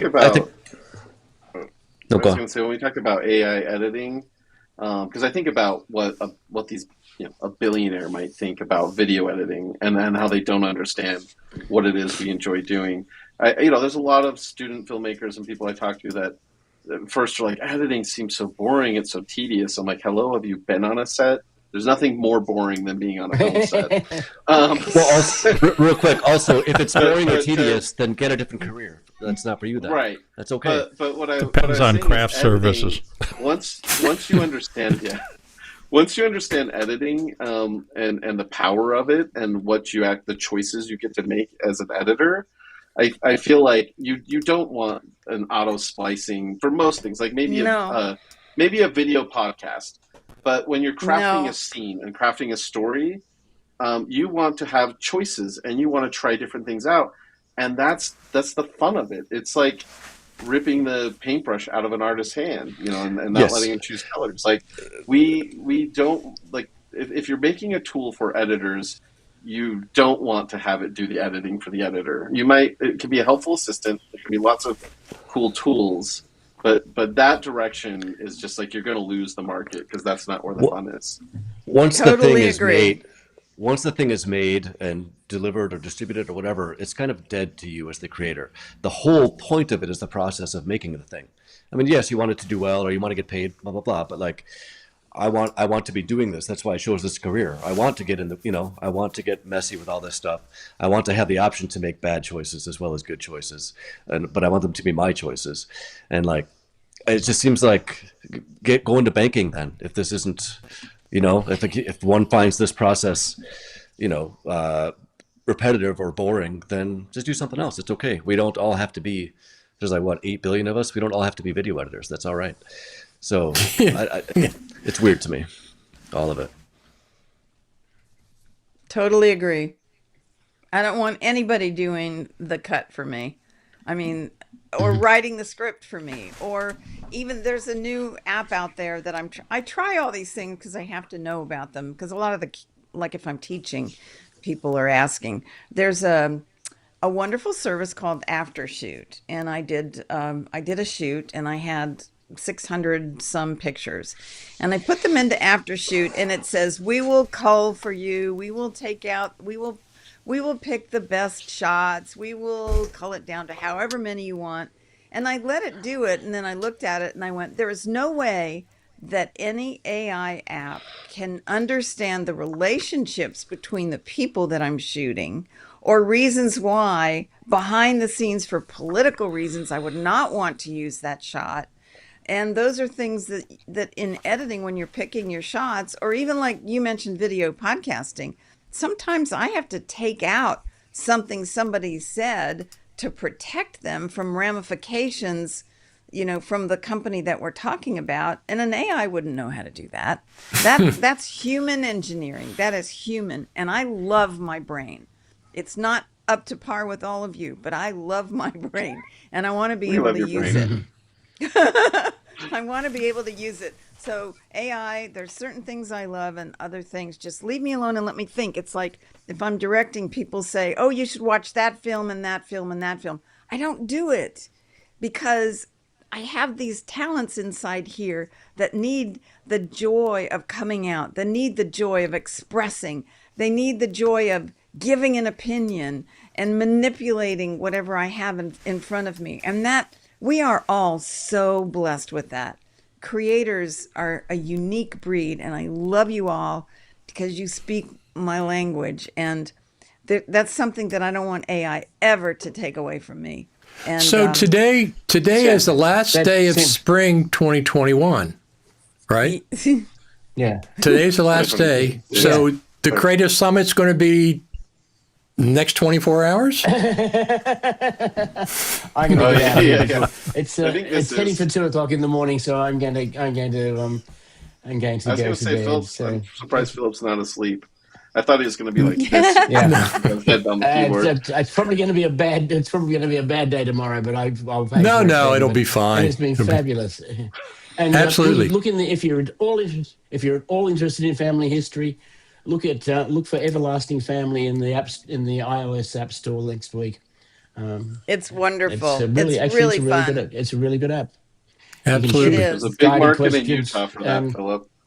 So awesome. Yeah. Give regards to Greg from San Diego. Will do. Okay. Yeah, absolutely. Tell Greg from all of us we said hi. We'll see you soon, hopefully, at the summit. Bye, Philip. Hopefully, yes. I hope so. Bye. That was quick. Can I make one small announcement? Can I do a... Of course. You can do whatever you like. I'm really excited.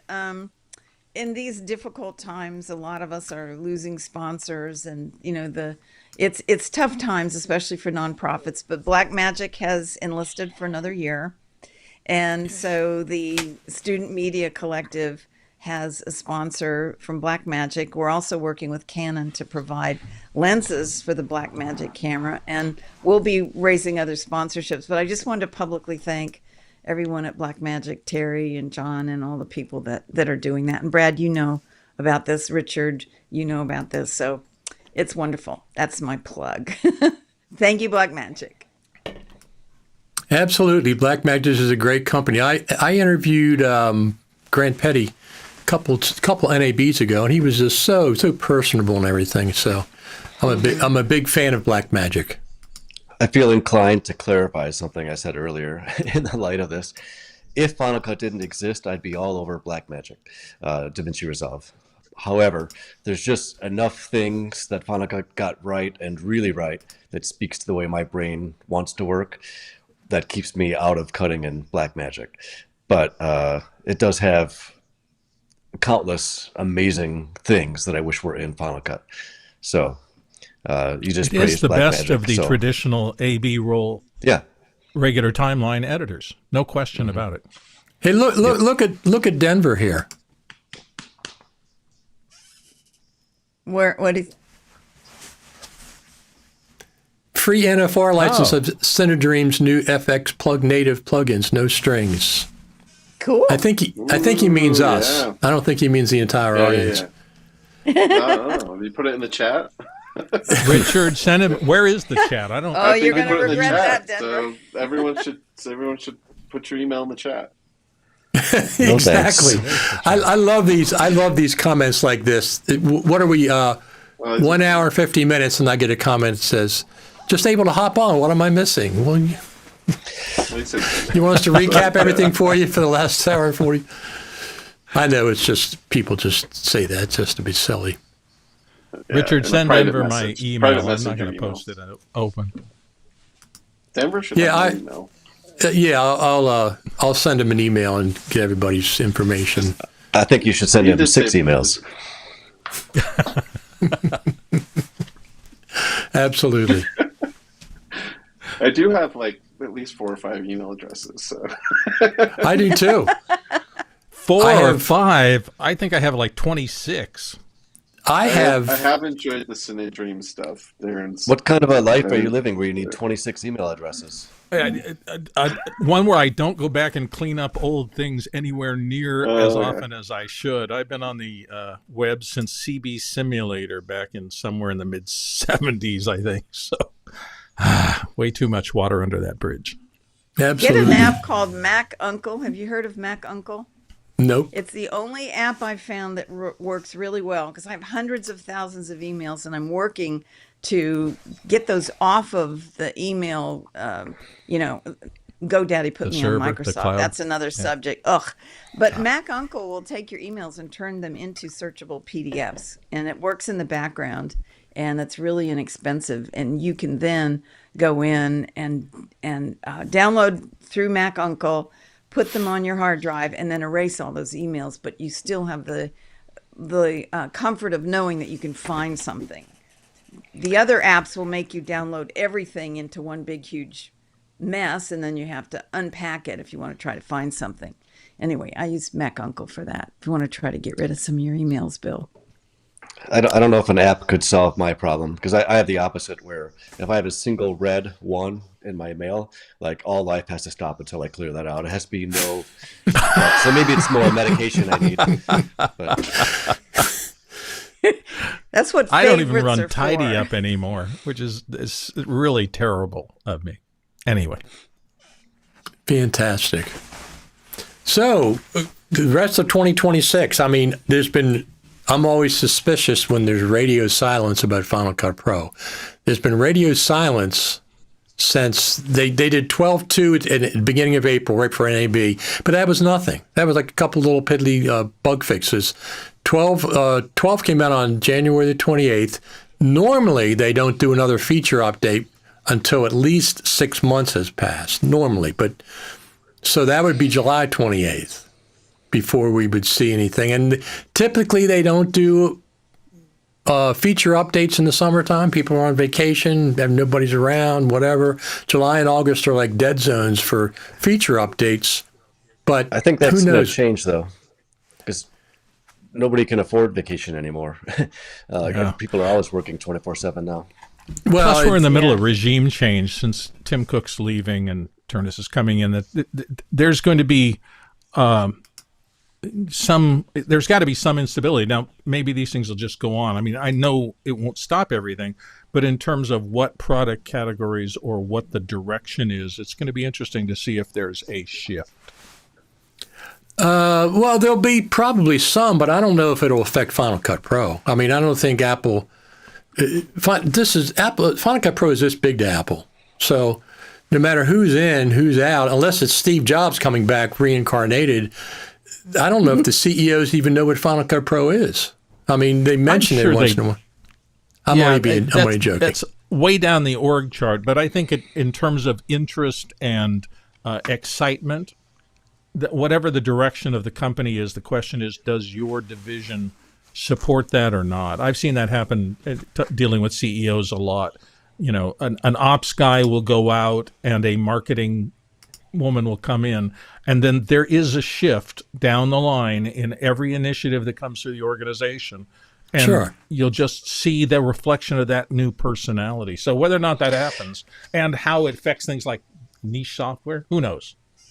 I'm way beyond hope for seeing anything like this, but I think them producing all their own Apple TV content and not tying that in any direct way to Final Cut Pro is like the biggest missed opportunity ever. Like, you know what I mean? Like, talk about aspirational. Like, look at all the content we make. And I understand they're hiring other companies. They're going to use Avid or whatever. But, like, just decide to make this show is going to be Final Cut. Just do one test show just to prove your case. And then them doing that will tell them what holes they need to patch, which will make other professionals happier. It seems like a no-brainer to me, but Fitness Plus is 100% Final Cut. Fitness Plus, all those thousands and thousands of videos they do, it's all Final Cut. When was the last time you sat in a darkened theater and watched Fitness Plus videos? I just did it just yesterday. Yesterday. Yeah, I went to the theater. When was the last time Fitness you sat Plus. in a theater? Period. I was long in ago. theater. I've been back to the movies this year. Theaters are coming back, I think, this year. Yeah. The Marvel curse is broken, and original content is coming out. And we have a movie made by a 20-year-old and a movie made by a 26-year-old that are breaking box office records. That's cool. Okay, but if you went to the local Cineplex that has 10 screens right now, today, and there are Cineplexes around everybody, if you look in the listings of those, how many of those do you want to see? And the answer is usually somewhere between 0 and 1, maybe in a great release cycle 2 or 3. But the amount of direct 5 right now, the amount of direct in a multiplex, where you're going, what the heck did somebody make and stick up on this? This month. But a lot of people like that Drek. Brad, you like horror. It's niche marketing. But it's no longer the juggernaut of everybody wants to make movies for everyone. It is, you know, we are this niche, and we will put out these movies, and we will put them in the 3rd or the 5th screen in the Cineplex, and see how they do for that niche. I'm going to see Spielberg's new movie tomorrow. What are you going to see? Going to see what? Spielberg's new movie, Disclosure Day. Yeah, Disclosure Day. That was fun. Yeah. And I've heard mixed reviews, but like I don't even care. It's Spielberg. Like there's bound to be a handful of like the most amazing setups and shots you've ever seen in life. Well, of course. I watched that this week. I've been not at the. It's been a long time since probably 10 years since I've been excited to go back to the movies. This right now is an exciting time to go. And I know, Cirina, there are some horror films, and I did mention a couple of those. But we got Toy Story 5 coming, like that came out, and I'm going to go see that today. With my kids, and Disclosure Day was a lot of fun. I understand the mixed reviews and why, and Gabe and I will, I'm sure, have a conversation about it after. But at the same time, there's some top-notch Spielberg acting and scenes in that just blew my mind. And and Odyssey's coming out. I have not been this excited about movies for 10 years. Well, it's about time. Have you seen Hail Mary? Did you see Hail Mary, Brad? So great. It's interesting because that movie started out life as a novel and then blew up as an audiobook. The fact that they sold more than 1 million audiobooks at $15 a pop, that was transformative, and then that became the movie. And we are starting to see that that I listened to 3 years ago was really good audiobooks that got to the top of that chart that are suddenly now in the pipeline of development for movies. It's so well, before I've been we watching this whole movie thing for decades now, and it's funny because I look at all of these people that are saying, "Oh, these YouTubers, the content creators are going to take over the industry." It's not. They're just producing movies. The more it changes, the more it stays the same. People just want to see stories. Cirina, but I don't think we would have gotten Great Dungeon point. Crawler Carl Yeah. Dungeon Crawler Carl is going to Yes. eat up the landscape. I'm not joking about that. If you haven't heard That's about it, such a this good thing one. is a phenomenon. It Yeah. is unbelievable the fan base that thing has developed over the course of like 9 audiobooks now. They're You know what they're I've been doing watching? incredible box office. Yeah. What? I've been watching. I can't sleep at night because I have been finally watching some positive, joyful, funny Instagram posts, and I go from one to the other about the World Cup. And I am loving seeing positivity. And you know what? Actually, that's taking away from some of the television viewing, some of the YouTube viewing, some of the movie going, because everybody's been watching those amazing posts from people who are coming here and talking about how great we are as a country. And I love It's fun. seeing it. Track And and partying, because I have football FOMO. I wish is I'd been in fabulous. Boston. There was a couple. it's I think a awesome. couple of British guys were at a Texas Roadhouse barbecue place, and they started cutting their ribs with a knife and a fork, and they were waiting to come saw up to them that. and said, "Put that knife and fork down. Pick it up with your hands." And they were like, "What?" And then they ate stuff, and they were just completely blown away by the taste and everything. I've seen those videos too. They're very, very humorous. And the one girl So I that was think talking there's about expressions that people in the United States say, and she was like, what was her favorite one? It was some slang term that we used that she didn't understand, but Hang out? Was it hang out? There's a French comedian that's dag doing a nabbit. routine on Dag hang out. nabbit. That's what it was. Yeah. Dag Bugs nabbit. Bunny, I was don't. it? Or Elmer I don't think Fudd. anybody's used the word Dake Nabbit regularly since before I was born. Right. Well, she ran into it somewhere. That's for sure. I think So- there's a message in there for us as creators that no matter how long we work at this and no matter what section of the business we're in, it's all about bringing people entertainment, bringing people stories, making them happy. I'm not into horror, so I don't believe in making them scared, but a lot of the kids are into horror now, the lighter horror. Spot on, I think Cirina. And we for just some people, keep they just that want the in mind. adrenaline rush. Yeah. But there's some classic horror movies. I mean, The Exorcist and The Shining, brilliant. Both of them are just incredibly powerful The original movies. Alien. I don't think I've ever been as scared in my life as I was in that theater seat all those years ago. Perfect horror film. Now That's it's a the best one. cliche, but A, wow. a couple of years ago, we had my wife's family over, sister-in-law and nephews, and I wanted to put on Alien for them. They'd never seen Alien. They're probably 12, 13, I don't know. And they were complaining and thinking, "Oh, this is so stupid. This is so slow." And then, once that chest burster scene happened, the kids got real quiet. And then my moment of victory was the next day when I found out that he was so scared at night he had to sleep in his mom's bed. And I was like, yes, this is exactly why we watch movies like this. This is great. It's cathartic. I was going to say, Christina, you made an excellent point about YouTubers becoming filmmakers. What filmmakers starting out today would not put their work on YouTube? And some I of think these, it's no, I think it's great. directors- I think it's great. Yeah. Some of these directors are pushing back on, I'm a filmmaker. I'm not a YouTube influencer. I'm not a vlogger Exactly. or whatever. It's just Exactly. I'm making films, and obviously they're going to go on YouTube. And if they get views on YouTube, that gets you the opportunity to make Yeah. movies. And I think it goes right back to my point that I've yet to really meet anybody that makes content that wouldn't want to be associated with a feature film. It's still this kind of gold standard. And I know that we've got a bunch of TV series and they have their pluses and great things about TV series, but somehow it's been over 100 years and I just haven't seen anything dethrone the value of a really good feature film, in terms of entertainment and how we view things.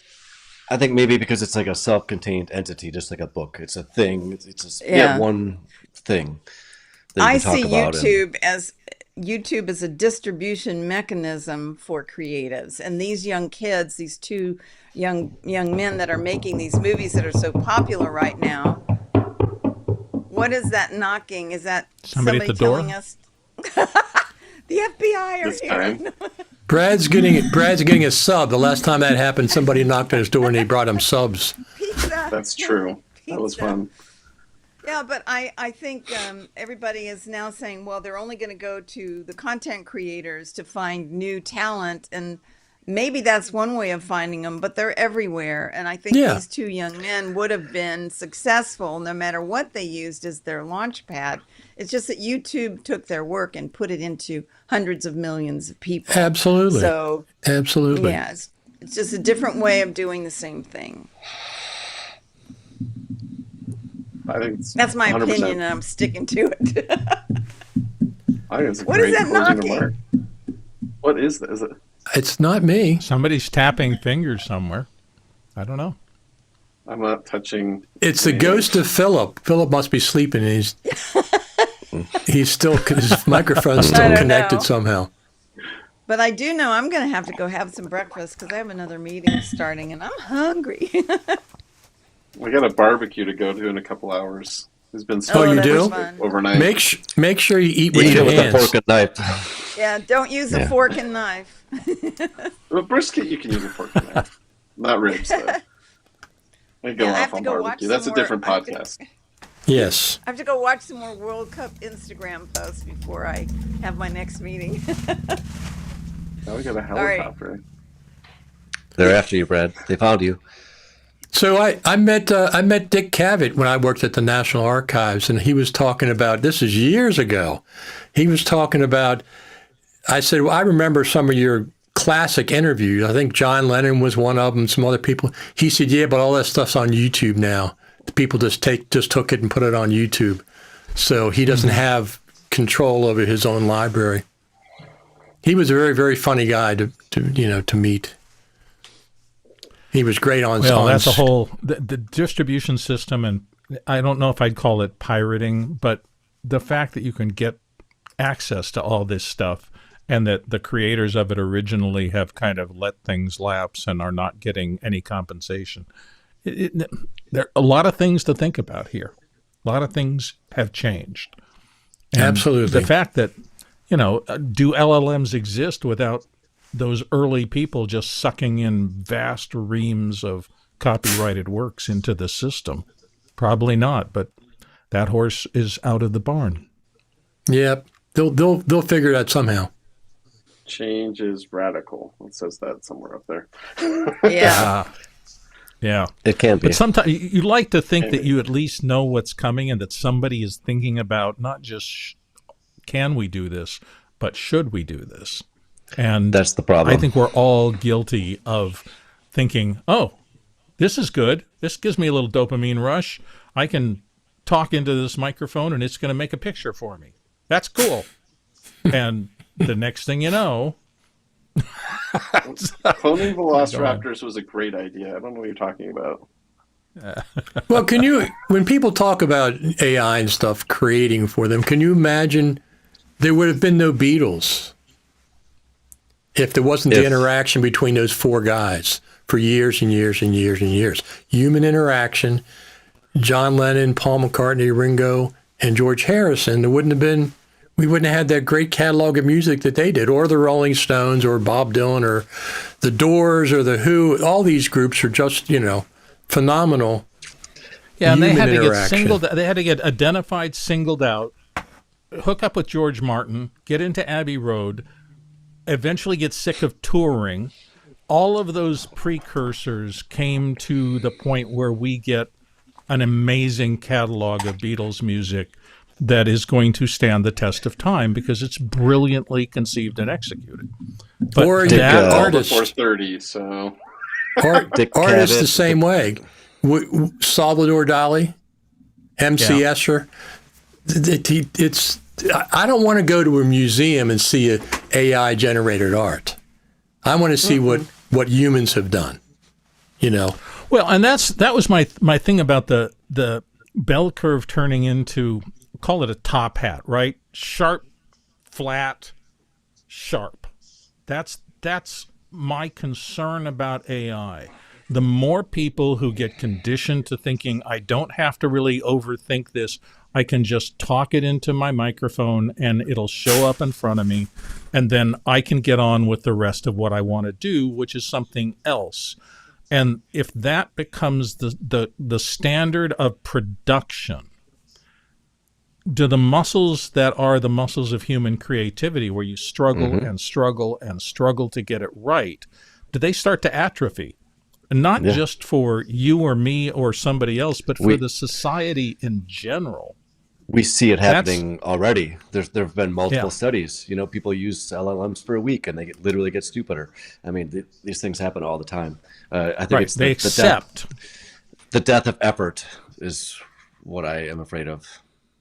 And as we click through all those little things in our feeds constantly, what are we looking for? What are they feeding us? They're feeding us whatever last time we decided to click on.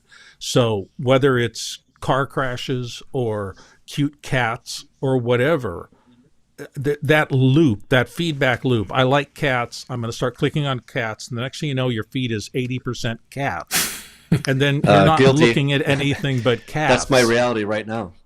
I know. It's inherent to this thing. And everybody's, all the really smart people at the top, and I give credit to Apple and AI people and everything. They're all starting to say, hang on a second, man, that search for constant dopamine hits is changing behavior, and we have to slow down and think about this a little, because it's not always healthy if you just keep going for the same dopamine, and if your feeds are all feeding you that, period. Oh yeah, I look up one cat video, and the algorithm just says, this guy only wants to hear about cats. He has no other interest on earth, so it's just going to be cats. And then think about how politicians, you know, they didn't invent this, but they are aware of this, and they capitalize on it. They're totally aware of it. Yeah, that's the whole idea. We're just going to say this. You're going to have 30 people on TV saying exactly the same words in exactly the same way. Hey, we can get all our people to think of that. I got logs that I have to split. Can I get AI to do that for me?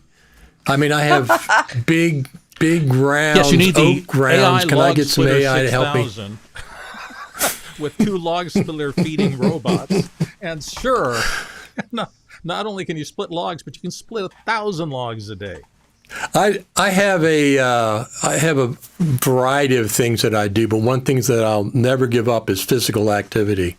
I like getting outside. I like splitting logs. I like taking care of my lawn. I like snow blowing. I like working on tractors, physical stuff, as well as editing. I like editing as well with Final Cut Pro. I think all of us are Final Cut Pro fans of the software. Hopefully it increases in the development cycle. It would be odd, though, if one of us was like, not me, I don't even know why I'm on this call. I can't stand it. I really believe that people should be able to use more than one NLE. Sure, absolutely. You know, and I try to, the only thing that we're not teaching is Avid. We don't really teach Avid, but we have students that are using Premiere, students using Final Cut, more and more DaVinci Resolve in some of these schools, because the kids are editing and then they're moving on to learn how to do color correcting. So yeah, I've always told the editors who are new and just starting out, please learn more than one language, because then when somebody contacts you and says, can you cut in Final Cut, you can say absolutely, and then you'll get more work, especially now. Now we Wait, you're not teaching CapCut? No. Some people are. Over 300 You're million leaving the young people behind. CapCut does? 300 million subscribers a month on CapCut. Is that right? I know. That's incredible. I have it. I mean, but I have iMovie. Do I use iMovie? No. But yesterday I was on Instagram, and I'm trying to do, just for fun, because I'm sitting there, it's early in the morning, having my coffee. I want to do a simple little movie because the wind was blowing, right? We get these creative things.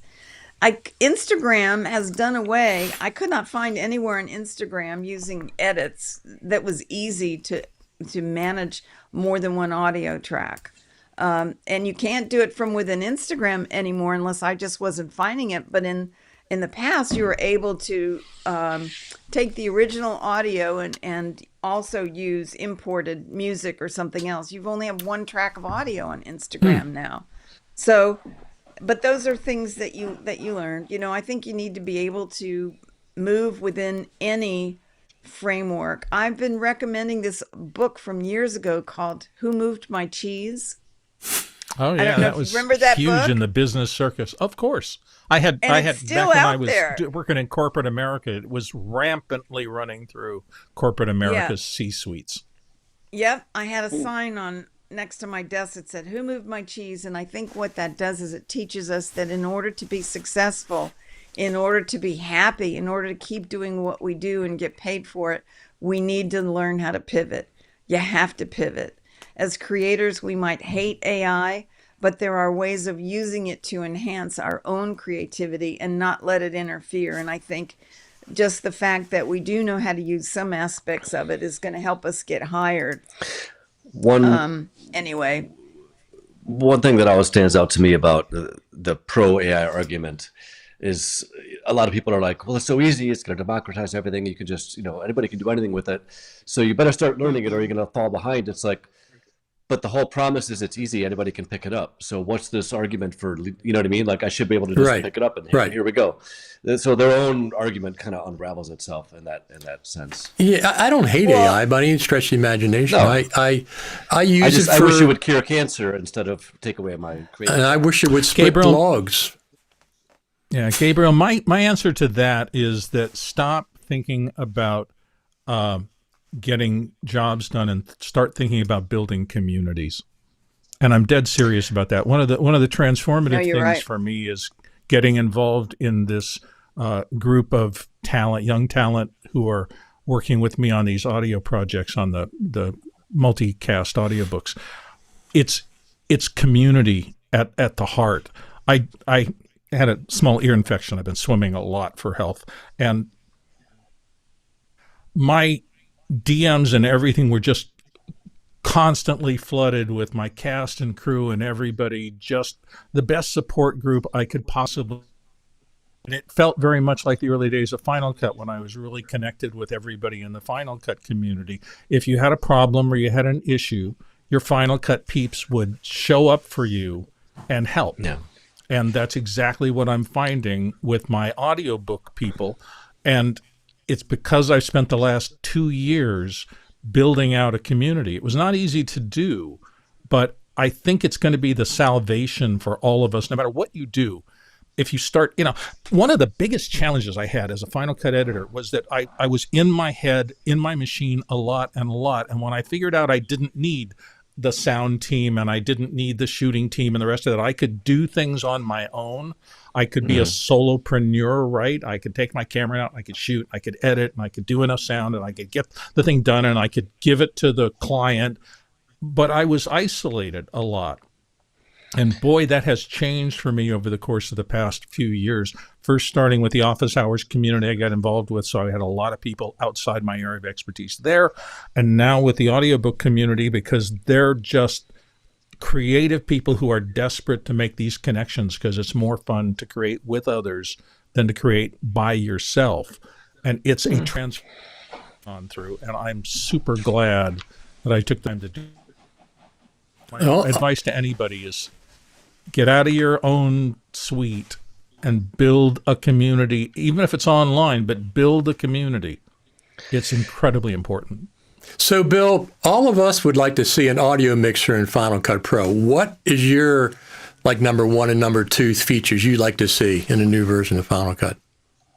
You got to work on your segues.